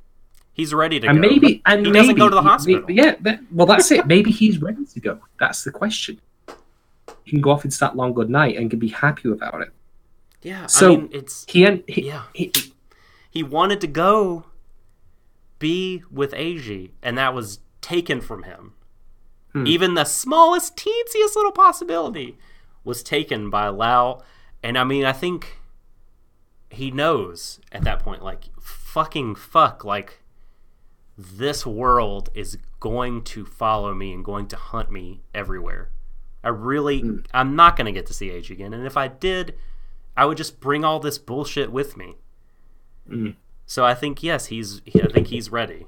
I mean, I think he's ready. I think he's been saved. I think he's loved and been loved in return. And I think rather than bring more suffering to other people or survive, get tempted, and go see Eiji, and oh wait, a sleeper agent pops up in Japan that had revenge, wants to get revenge on Ash and shoots it. Like, no, forego all that. Like, my time is now. Well, here's the thing, right? After Ash is stabbed, he goes to the library. He goes to the library to read the remainder of Eiji's letter, which was mentioned earlier in this very episode, because Eiji says that's where he'll be. And you know what? I've spoken before about the thing that we say about, seeing the real Ash links, the regular Ash links. To me, I can't think of a better place that we've seen the regular Ash links than in that library. I mean, I've joked before about, the fact they make too much of a big deal about his intellect. But let's not get this wrong here. He is an intellectual. He is at his best when he's thinking things through. And that's why he's in the library. He's at peace there. He can read, he can learn, he can study. And that to me feels like... I've heard stories of animals going to a place to die. Like they have a place they go to. This is all very anecdotal, by the way, so I can't speak specifically to the animal. I like this. But I know of that being a thing. Mm-hmm. And I think maybe that was the idea, because Eiji said that he... I don't think you're a leopard. By the way, just as a segue, I think Ash is a leopard, but I'm going to tell you something. What's the one phrase or Man. Yeah, I mean, I think that's probably what he realized. That's probably what he realized there when Lao stabbed him. Yeah, he was the leopard who shed his spots in the end. The one that could. The one that did. Oh, so you think he did? I was going to say that he maybe thought he couldn't. No, I would say that he could. It's just that it was outside force that stops him. I'll get to this in a minute when we talk about the idea I agree. of perpetual violence. Yeah, I actually agree. I mean, I think he himself was changed and saved, but physically and circumstantially, he's still part of that world, and he can't escape it. Yeah. Yeah, and this plays into what happens next. So Ash reads the remainder of the letter, but his blood is now spilling onto the letter. Mm-hmm. And I thought that was there's your image right there. Well, the cold hard truth of the fact that Eiji as a concept, as a person who leaves behind this message for him, even then that is tainted with the blood of others, or his own blood. Well, also of violence. Here's a different. Yeah, I mean that's good, but here's a different metaphor for you. It's more flattering to Ash. So we talked about all of Ash's glorious qualities, and we talked about him being saved in the end. So Ash not only bled on the letter, he cried onto it.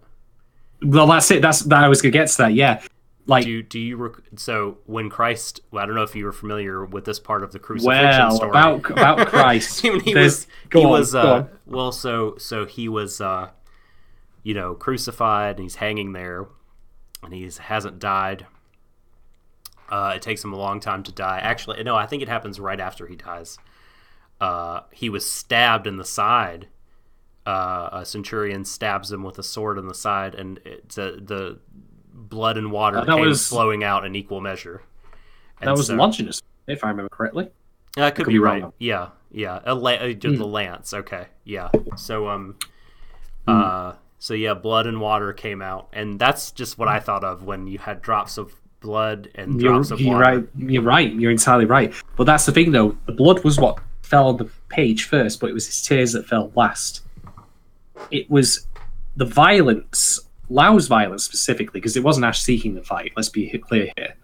It was Lau's violence that led him here. It was a consequence, though. That ultimately, you could say. Well, yeah. But it was Lau's violence that led him here. Mm-hmm. And it's Lau's violence that stains the page of that letter. Mm-hmm. But the closing moment of that is his tears, his emotions. And I think that actually, even if you want to read really hard, that's a metaphor for him as a character. Yeah. Starting from violence, ending as a living, caring person. But it even goes beyond that. So Hates to love.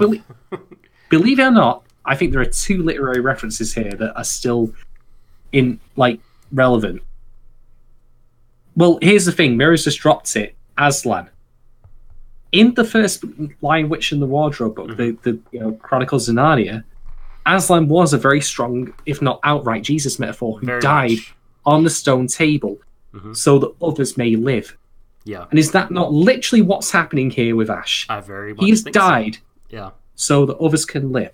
So that the conflict is over. I must say, it's very ballsy. It is fucking ballsy for a writer to be like, you know who my Christ figure is going to be? A killer. A fucking murderous killing machine. But then again, isn't even religion, Christianity of the opinion that even the most depraved can still come back and become pious men? Yeah, definitely. There you go. Definitely, but but I would say that Jesus, when you're talking about Christ, like for the whole thing to work, Christ has to be entirely like pure and blameless. For the religion to work, for him to work as the ultimate sacrifice that actually does like save people. But it doesn't, like, Christ figures are never perfect. These are always analogies, and when you're writing human characters, they can't be pure like that. You know what I mean? So like, I just think it's ballsy to go all the way in the other direction and be like, let's make it a real sinner. I mean, it would have been more egregious to be someone like Dino. Then you just be like, okay, this is some bullshit. But yeah, I hear you on that. But yeah. The final thing I'll mention, I'm sure I brought this up before, but he's basically everybody from the Bible. Well, Oh my god. So here's the thing, right? Ash is later found by a librarian laying over the letter, and she thinks he's sleeping. He doesn't respond, and she says, "Oh, it must be a nice dream," and then she's called away. And that's the episode. That's it. That's the end. No, not even the episode. That's the series. That's the note it ends on. And do you want to know what this reminded me of? And I given the pedigree of the literature, and the time period of literature that is referenced throughout the episode titles, I feel this must have been deliberate. I mean, we got Farewell to Arms reference from fucking Blanca. I was like, wow, that's on the nose. Nice one. Yeah. I don't mind that, by the way. That's actually fine. Of Mice and Men.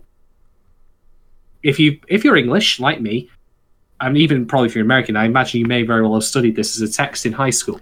I did. We read like multiple John Steinbeck books in high school. We read Of Mice and Men. We read The Grapes of Wrath. We read The Red Pony, which I despised as a child. I did not understand, metaphor and allegory. I was just like, why is the goddamn story about the pony and then you kill the pony? Fuck you, John Steinbeck. Well, so for those of you who might not know, in Of Mice and Men, you have 2 main characters, George and Lenny, who are partners who work on a farm. And due to events, Lenny is marked for a lynch mob. George reluctantly joins said lynch mob, but finds Lenny first. And they have had a long-standing dream going and owning a farm together, in which Lenny recites in very specific detail as to which animals they will own. And so George says to Lenny, can you tell me what the dream was again? Tell me about the animals, tell me in exhaustive detail. And this is while Lenny is looking ahead to a sunset, and George is behind him. And that's when George pulls the gun out and shoots him dead. Now, here's the thing. In the book, Lenny's death was inevitable, I would argue. Yeah. He was not... I mean, he was... I'm trying to think of the nice way to put it. He was mentally challenged. Like, he definitely had a lot of mental health problems, for sure. Yeah. He was a 5-year-old child in a incredibly strong grown-up's body. Yeah. And there was that time and that setting was not equipped to care for his needs in any way. No. And because of the events, which I won't get into detail because we'll be here for longer than we need to about, but because of the events, he'd have ended up finding his way back to civilization, thinks he's done nothing wrong, which to be fair, he hadn't, but anyway, it doesn't matter. Well, okay, yeah, he did, but again, I don't want to get tied up in the minutiae of this.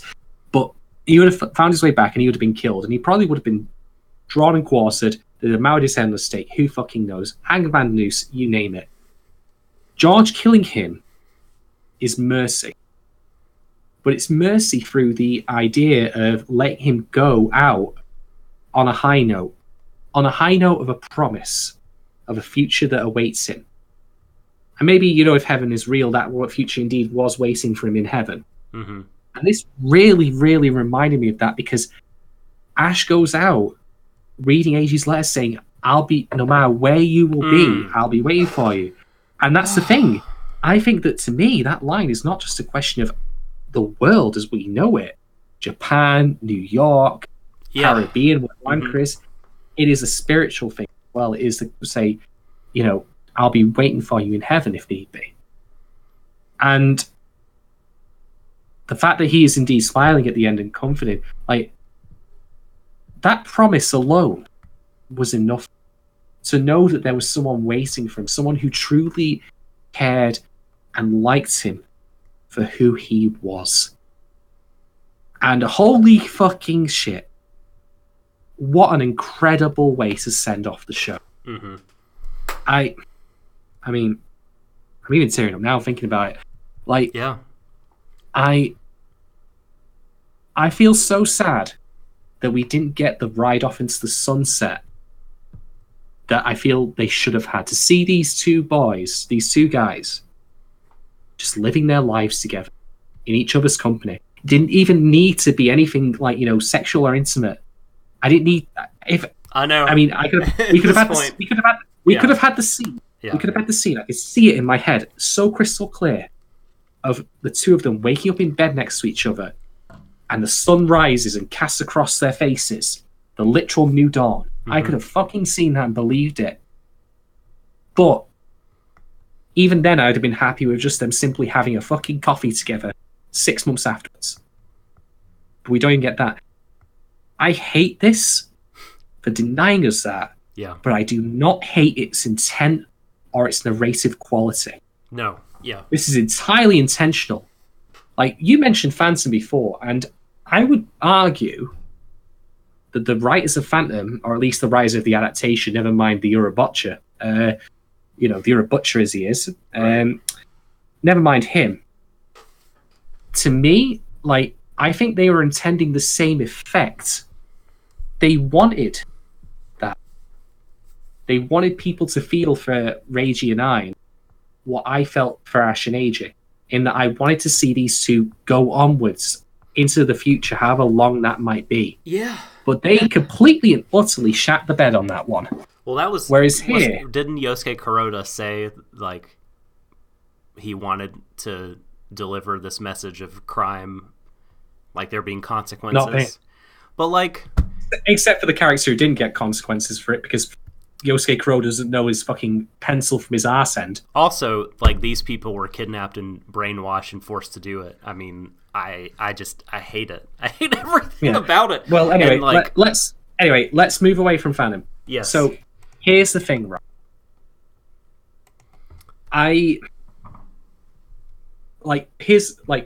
Okay, let's roll this back. There's a word that is it's the name of the actual song that sends the second OP, of this show, and it's freedom. And I cannot think of a more poignant moment in which Ash truly was free. Whoa. Than that. Sorry, I had to do it. You know, yeah, I love that. And here's the thing, though, as well. Like, we've been speaking about Ash, but let's talk about AJ. Okay, right on cue. Trickster in chat says there's no real resolution to AJ's character. I think this is fine. I'll explain why. AJ goes back to Japan, and he doesn't hear from Ash again, and that's awful. Let's not get that wrong. But much like how Lenny went away, died with that promise on his mind. For AJ, never hearing about Ash again leaves open possibility of a future with him. Now, you could very well argue that's still awful because it's a lie. It's a fiction, falsehood, something he's denied. But I will argue that in some cases, a fantasy can in of itself, give you the freedom to go on. Like, even if he learned that he was dead, AJ still has Ash's example, his memories, the time he spent with him, as things propel him forward. Trickster says you're copping out, that only the show exists. Well, this is the thing, though. Like, when the show ends on an ending like this, where it doesn't even actively, conclusively confirm Ash is dead, we can speculate. I don't mind the speculation on the point of an ending. And I mean, this is my reading of it, that I think that the message of the show at this particular point is we only got so many episodes with these characters, and in turn, they only got so many hours and so many days of each other before they were separated by Face itself. And he missed the chats where you said that you don't think that, like, that he intentionally doesn't have much of an arc or a character, and that's okay to you. No. Yeah, it is. So I think that on a meta level, it's like telling us, you know what, enjoy the time you had with it. Because there's only so much of it. There's only so much of it for any of us. Yeah. But in turn, there's only so much of it for Ash and AJ. And yeah, theirs came to approach your end.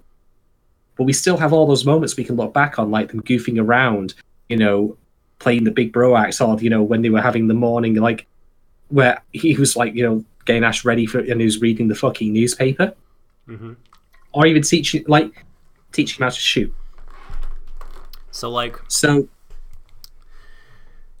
Okay, so, I mean, as far as AJ goes, yeah, I mean, I think you have to say that he's been forever affected and changed by all this. Oh yeah. I don't. By no means do I think he goes back to Japan the same as he came. Well, that's why we have the metaphor of him going back in a wheelchair. Mm. Like, he will, of course, probably get out of said wheelchair eventually, but he's not going back there uninjured. And by the way, he's coming back so strong and emotionally. Like, he's going to be able to overcome his, like, athletic block or whatever. Yeah, sorry, go ahead. I have to say, like, quick shout out to Emily Rand if you're listening. I want you to drop me a DM once you see AJ's bouquet of flowers. Oh, I know you're the flower lady. Oh, yeah. I know your shit about it. So tell me what those mean. Please, Emily. Shout out. Can I talk about Ash, though? I mean, yeah, real quick, because I mean, the way you spoke so beautifully, Shadon, about this, and not bad for being 3 tins, isn't it? I mean, I thank the 3 tins for leveling what already your amazing brain up so that you could. I mean, that was just so wonderfully put. 3 tins or no, I mean, you crushed it.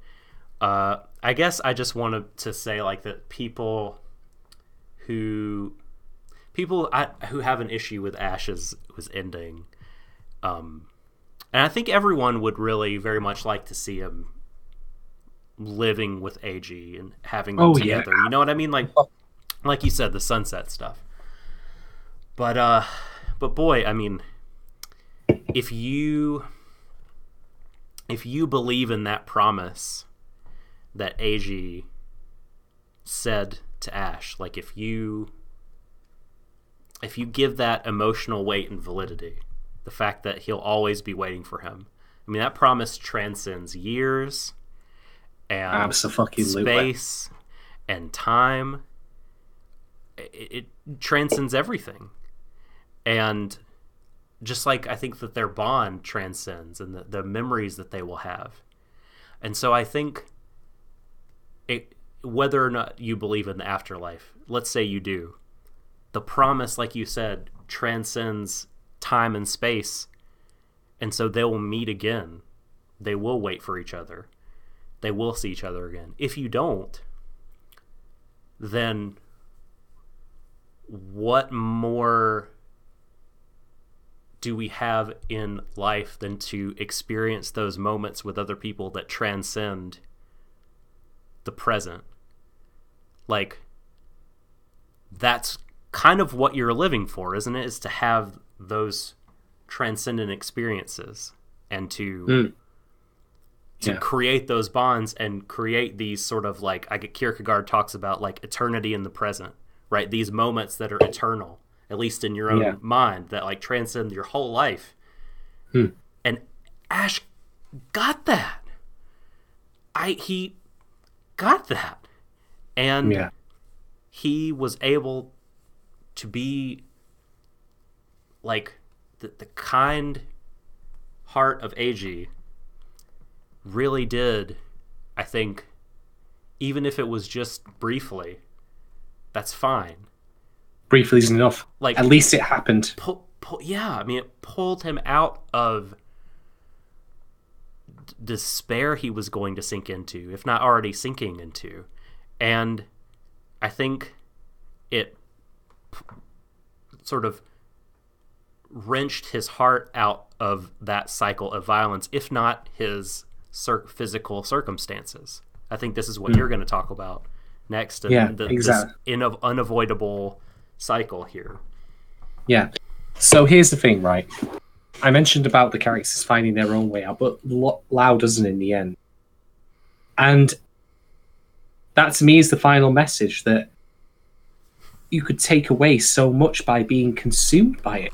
I mean, this is a thing that even crosses generations, as it happened with Luke Young's family. And I mean, even with Ash, like, you know, his father, while not a violent man in himself or a criminal, still left behind that message to him that it was okay for him to just, you know, take it from these people as long as he was paid for it.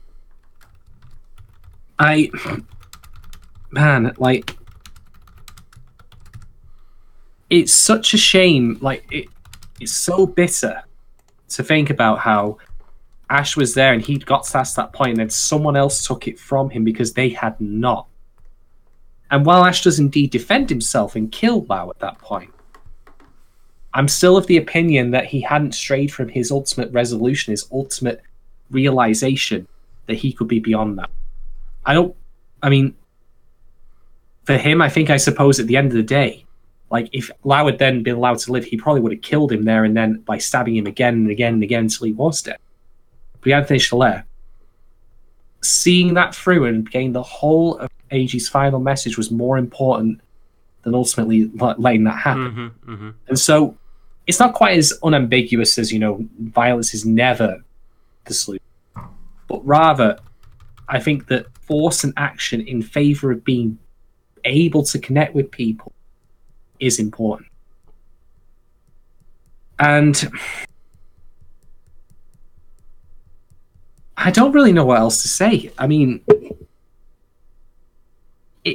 it's rare to me that we get an ending like this in which I'm so angry and so mad and so bitter and so saddened by what happens to our lead character, who, after all that he had suffered through, ultimately does not get the, you know, truly magnificent future he deserves. But I do think that he at least got, in part, a truly brilliant present through the presence of another person who genuinely cared about him. And because of all the other characters we see, while Ash doesn't get the future that he deserves, we do have Max and Jessica reaffirming themselves as a couple. We have Singh convincing Yu Long to take that step on a path to redemption. We have Eiji, who, even though he can't be with Ash anymore, he's not poisoned by this experience. He's still the person he was at the beginning. He's never wavered away from that. As much as he says that Ash was always strong and powerful, that applies equally to him. I so agree. That's how we could protect him. Because he was strong in here, in the heart, in the mind, where where Ash had been broken by life. Eiji could like take those parts of him and hold them up. And Man, gosh, I have nothing else to add. I'm done. That's it. Like, oh boy, you said something I want to respond to, but I can't remember what it was. Yeah, I mean, well, the ending, it was. Oh no, we've lost Shadon. And now my screen is halfsies.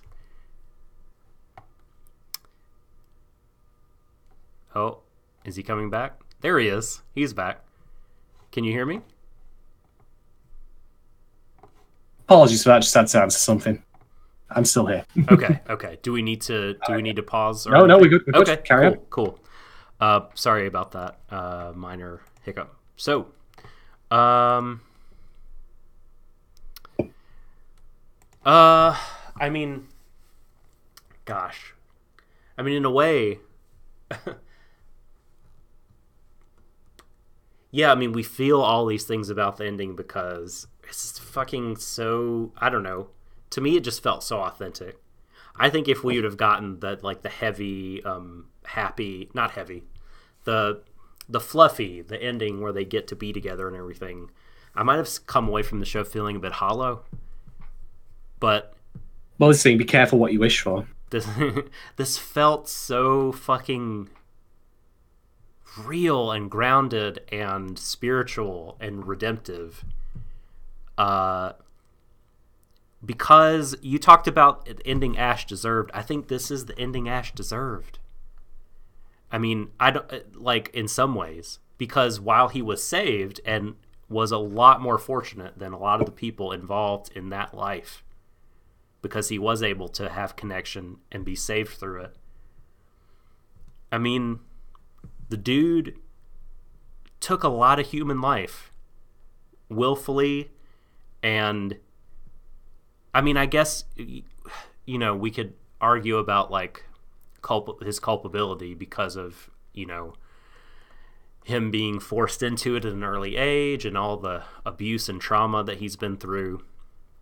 But I don't know, man. I'm not sure. Like, to me, you always felt this life was going to catch up with him. Right? I mean, that he couldn't be invincible Superman forever and avoid all the bullets. It had to happen.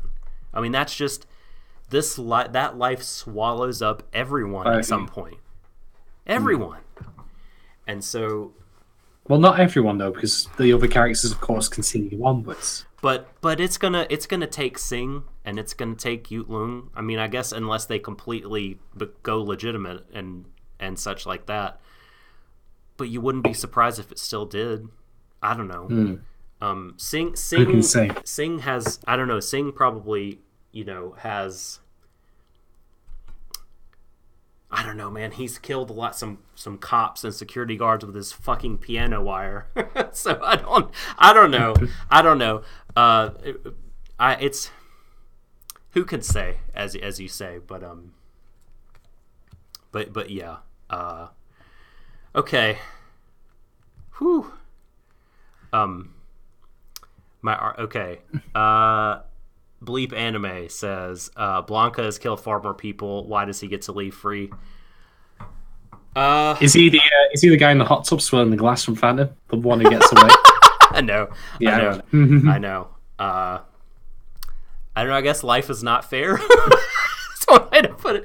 But also, I mean, I think, I don't know. Maybe Blanca. I don't know. I mean, it would be a cop out, I guess, for me to say Blanca will get his one day. Well, this is why this ties back to the complaint I had that I wish that Blanca as a character had been more fully involved from earlier on, and there had been more meat on the bones of his, you know, earlier involvement with Ash training him and being. I mean, let's be honest, he was complicit in letting those awful things happen to him. There's no way around that as far as I'm concerned. And that is something that I'm fine with if it's addressed within the narrative, which it was not. At least not in the terms that I felt conflicts. Yeah. I mean, you did discuss it before, so that's fine. That's fine. Yeah, Blanca is totally like. I mean, there's so many problematic things structurally about him in the story. I guess, I mean, he's already in some ways like, you know, the government, when he went to Crimea, they killed his wife. You know, his only love in the world that taught him to love, and I mean, that was in a certain way, that was a death for him right there. But he's grown to love Ash, and through Ash, I think he was able to right some things in some ways in his life. But I don't know. Yeah, Blanca, I'd have to think about it some more. He certainly doesn't fit perfectly squarely into it. No, exactly. But like I say, I mean, Yutlung, and you know, I don't know. And who's to say it won't come for Blanca one day? It's the same like we said for Yutlung and Sing. So it's a good point though, Bleep Anime. I'll have to totally think about it. For sure. Think about how it fits. And I'm not saying Blanca didn't retain some measure of redemption, right? Because I mean, I think redemption doesn't save you, right? Because you know, Ash was redeemed and he died, so yeah. Anyway, shall we talk about the show now in full, the whole series and what we felt of it? All right, so I'm not going to pretend that I didn't have a problem with the show. But for people who are not familiar with it, I have kind of two kinds of criticism. One of which is what we got was bad, and what we got was insufficient, and I wanted more of the same. Think of it like having a meal, where you can either have a meal in which you choke on it, or you throw it up afterwards because it was disgusting and terrible, and you hate every second of it. Or you can have a meal where the portion size was small, but you really liked it. You found it delicious. You wanted more of it. For me, the vast majority of the criticism I could level at Banana Fish is of the latter category. I wanted more. I wanted to see more efficient use of the time, particularly. I mean, even as someone who's never read the manga, I can see a mile off that this had problems in squeezing in the material. And I don't think they were entirely, on point with exercising adaptational authority, like by cutting, trimming, or even adding as necessary in order to improve on the existing material. There was also, of course, that really annoying and stupid anti-Semitic crappy joke from Yutlong, which I have to mention because it's the one genuine black mark on the show. I forgot about that. Thanks for reminding me. Sorry. The Jewish conspiracy stuff. Right. Yeah, exactly. So, there's that. But, all told, this show was a genuinely compelling crime conspiracy. It was a genuinely heartwarming and heart-wrenching tale of two people trying to find each other amongst that. These two elements wove together really well. It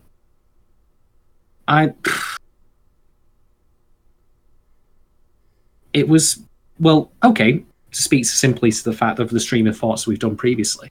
This easily is better than Mo Junkie, and it's light years away from Frank. Yeah. It's one of the best shows I've seen all year.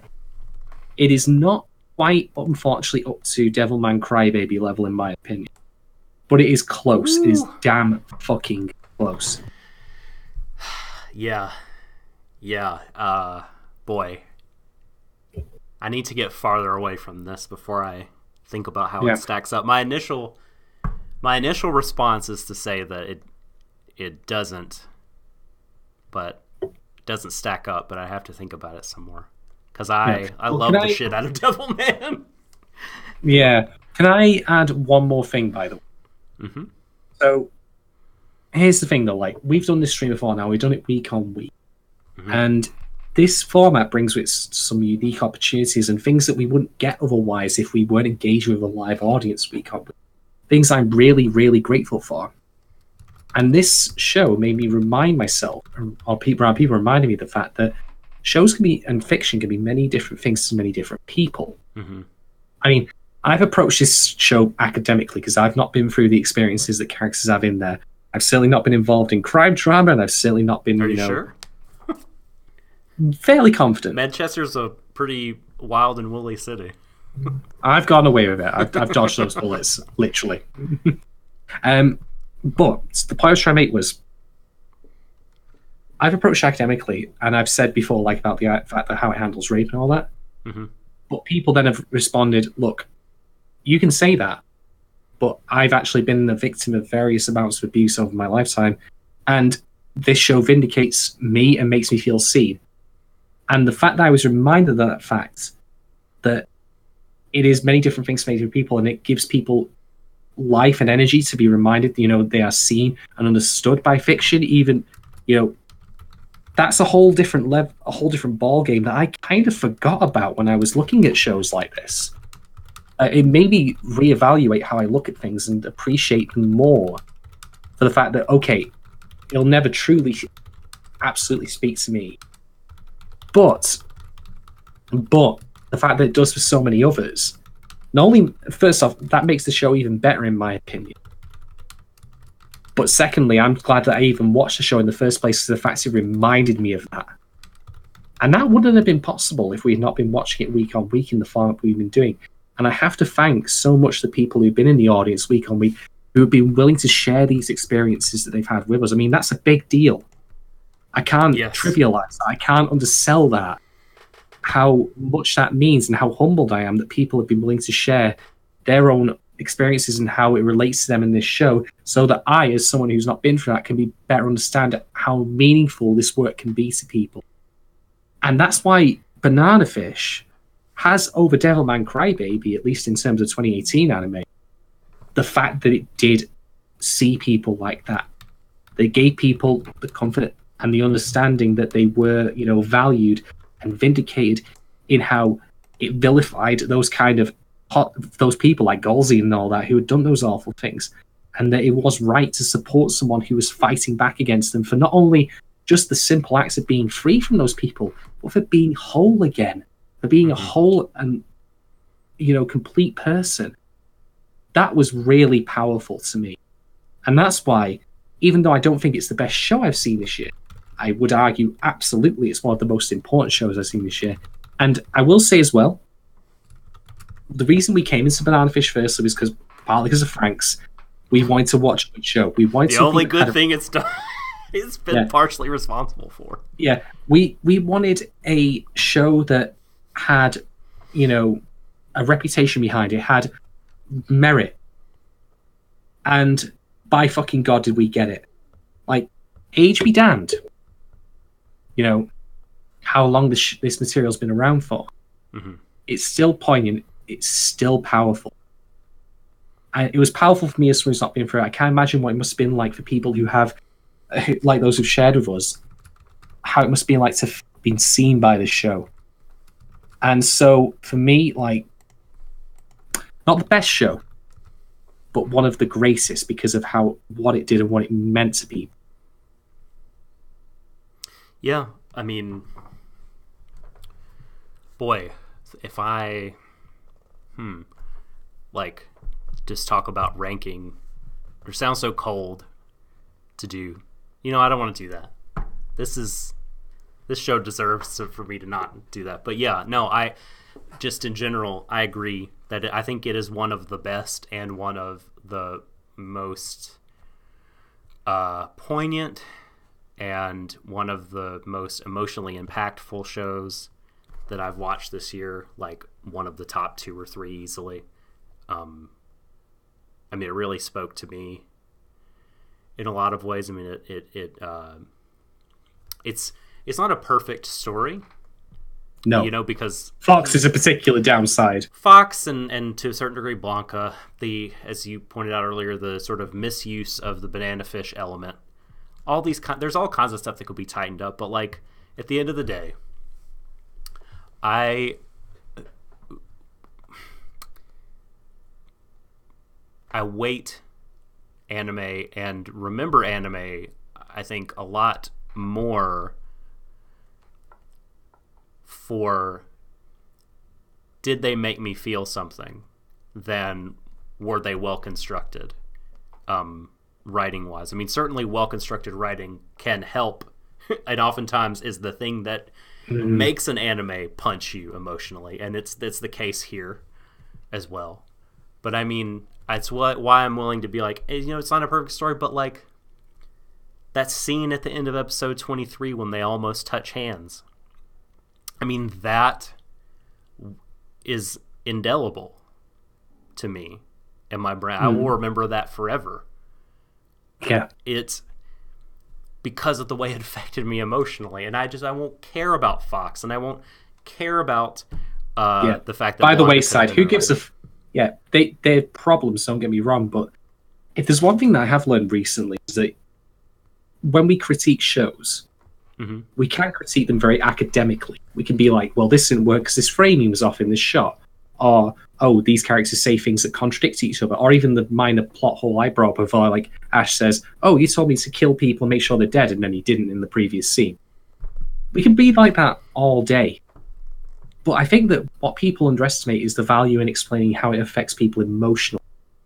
And this is why it was so important and so valuable and so humbling to hear from people in our audience who were willing to share their experiences with us where they felt like the anime connected with them as a result of that.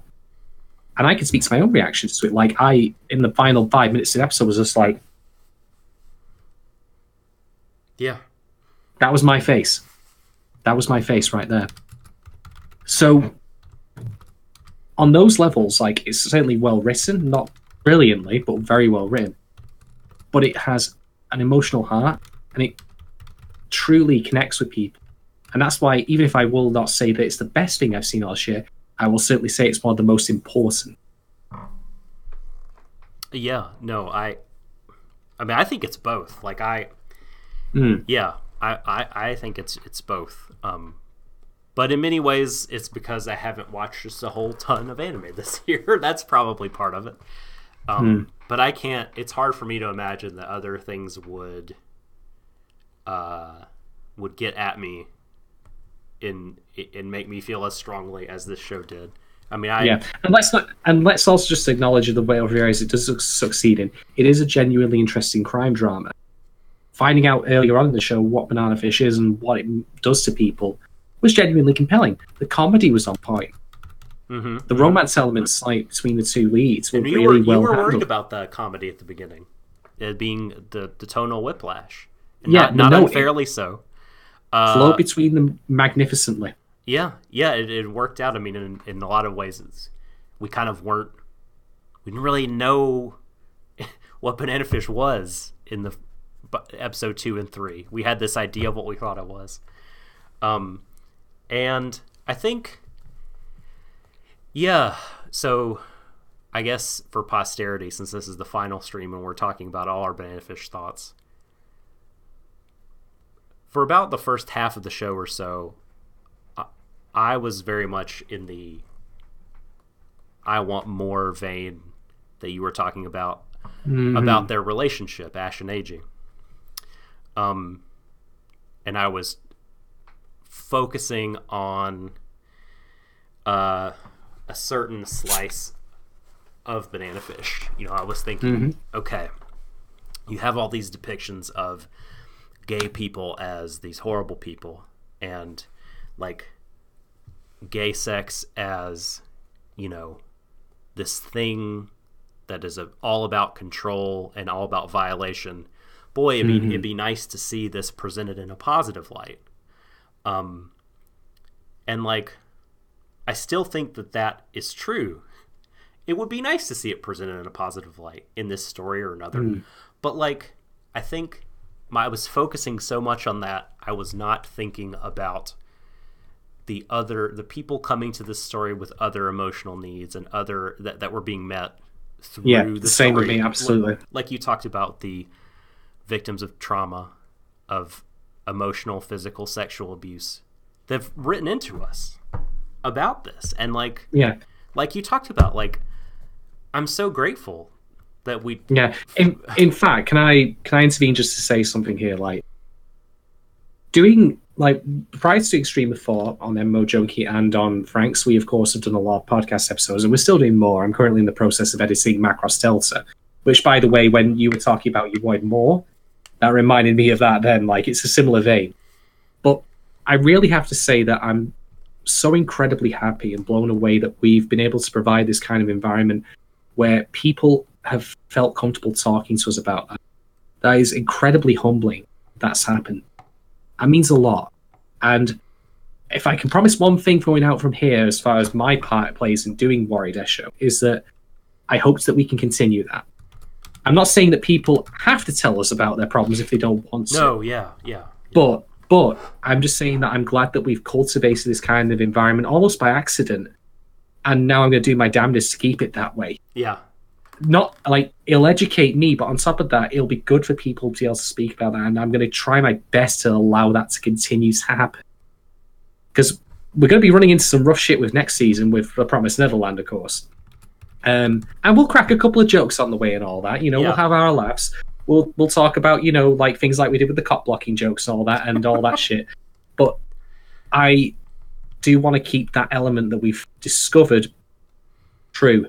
And I also want to, again, absolutely thank and respect and admire the people who've written to us and told us about this, how it's meant, what it's meant to them personally in great detail. Mm-hmm. That's a lot of trust and a lot of faith that has been put into us that we would react, you know, be able to respond to that, you know, be able to share that with us. That's powerful. That's meaningful. And I'm honestly so taken back by that I just wanted to throw out there and thank you all for it. Seconded. Absolutely. And I too am happy at what our small community has been able to become, and it's blossoming, and it's awesome. It's wonderful. Yeah, absolutely. Say a safe space for literary pretentious anime discussion. Well, I mean, yes, lol, right? But also, Banana Fish is the best anime reading list of all year. There you go. You've got your homework now, folks. God. God. All right. But also, I mean,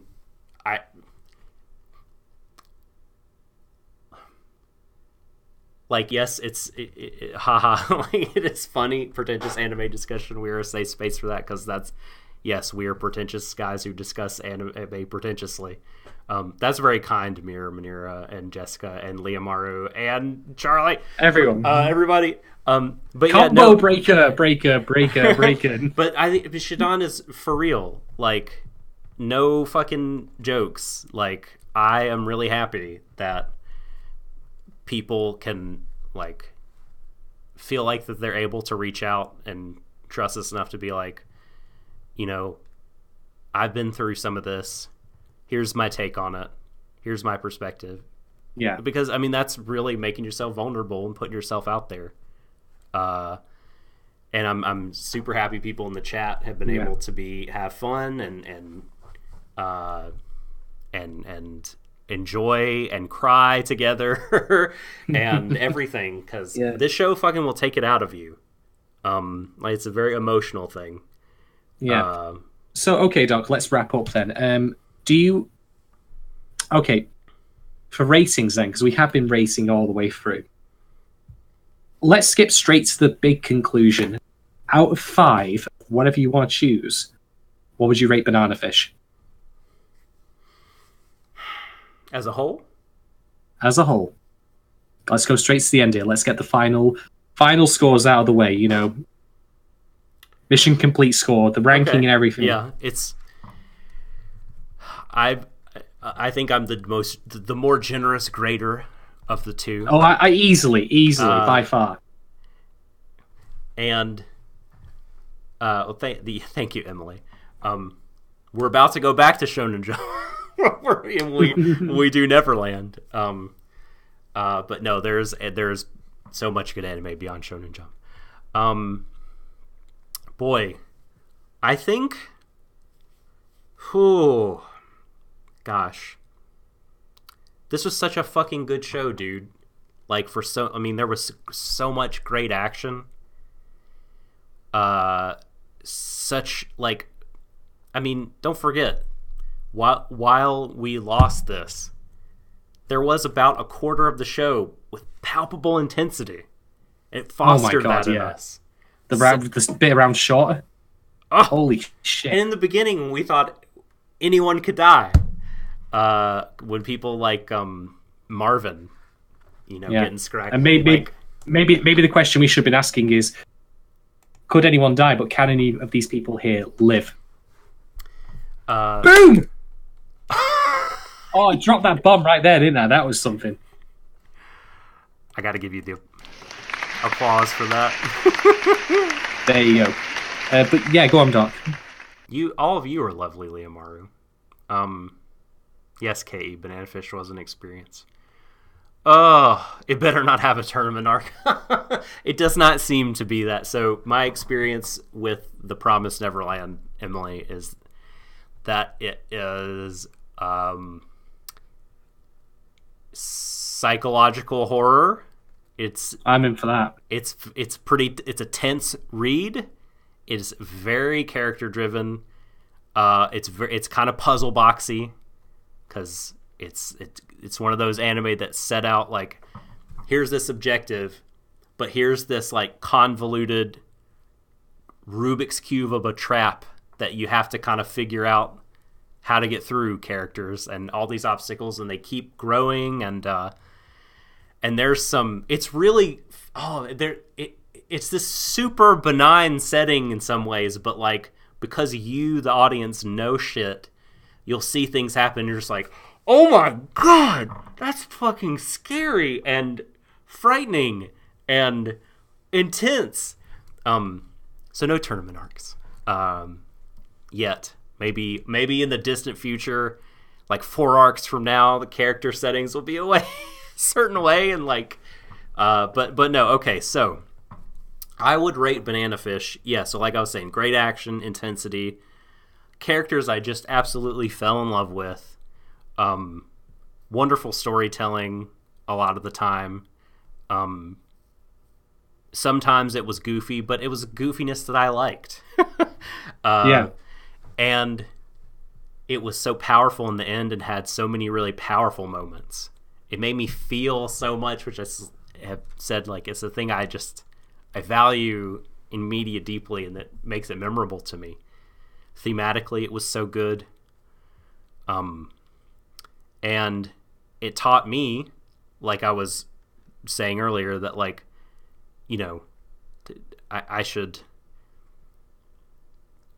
I might want things to be a certain way, even though I know, like, Banana Fish is the story from the 80s. Like, I might be like, I wish it was more progressive, but, like, man, it still helped people and still made people feel seen that were trauma victims. And, like, that's important for me to think about, to look at all these things from different perspectives. So, all that being said, and that's, I know, a jumble of subjective and objective, things about the show and things about me.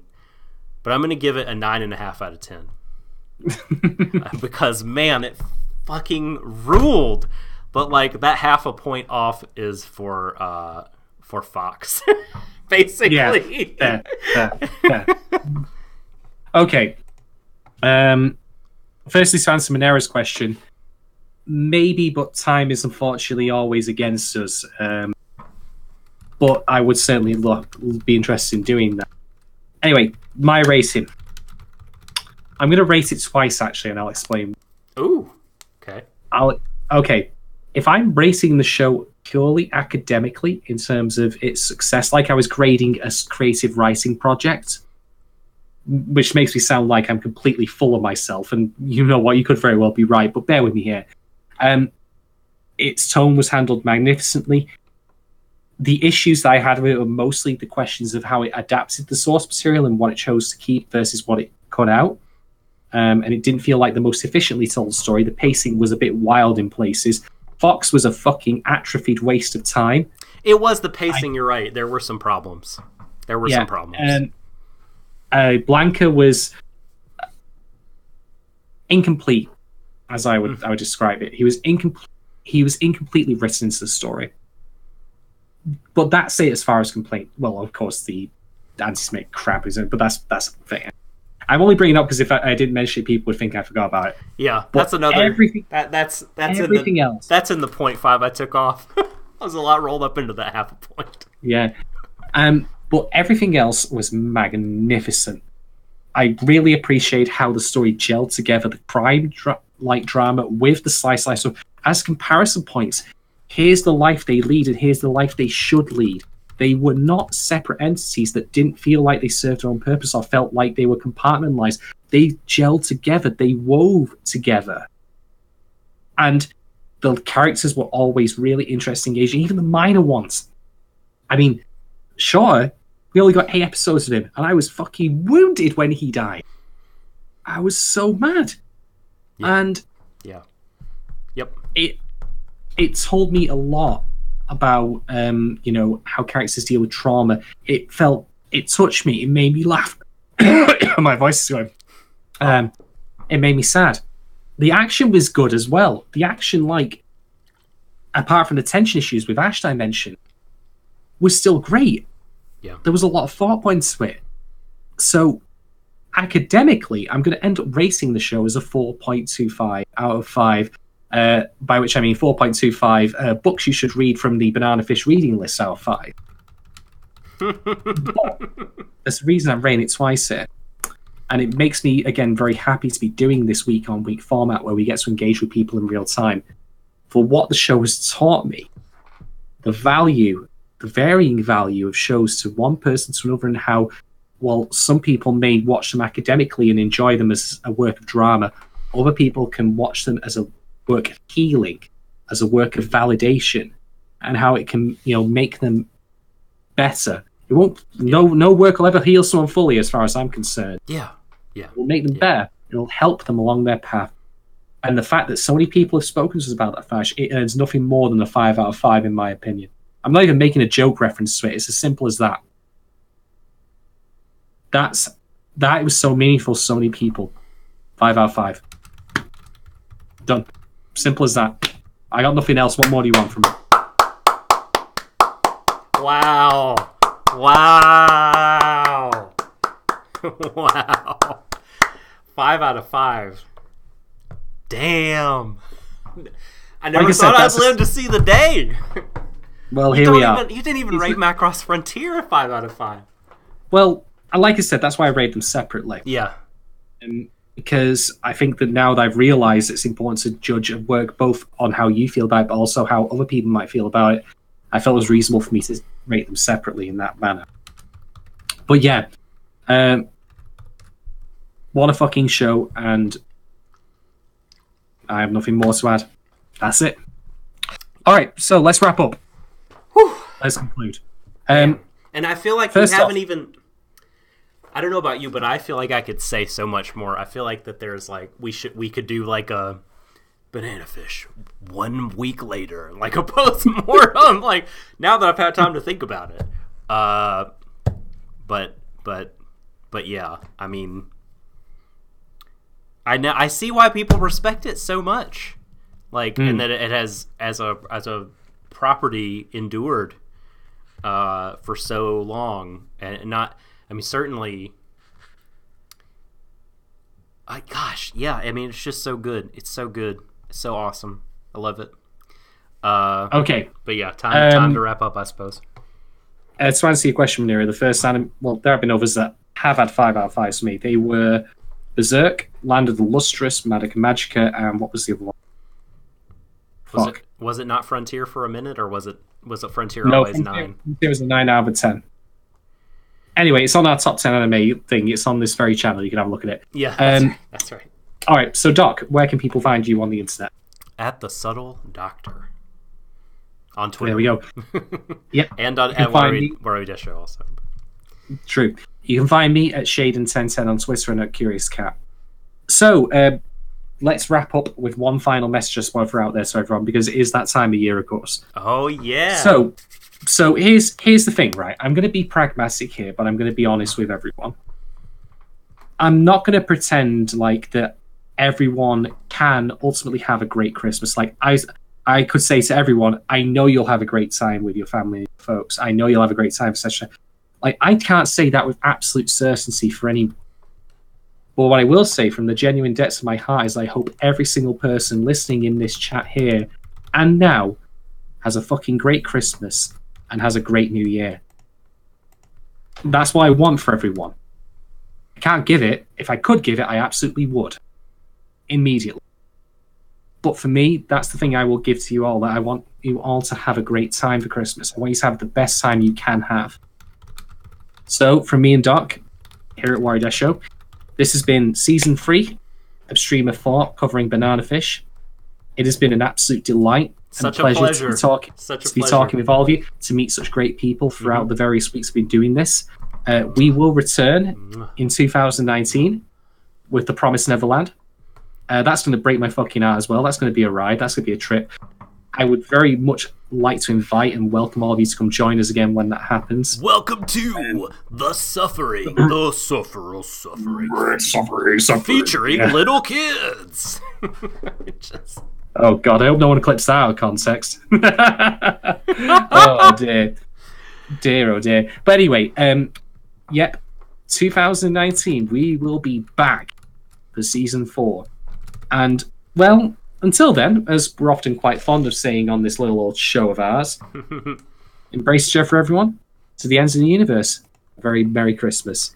Happy holidays. Good night. We're nothing without you. We love you. Mwah.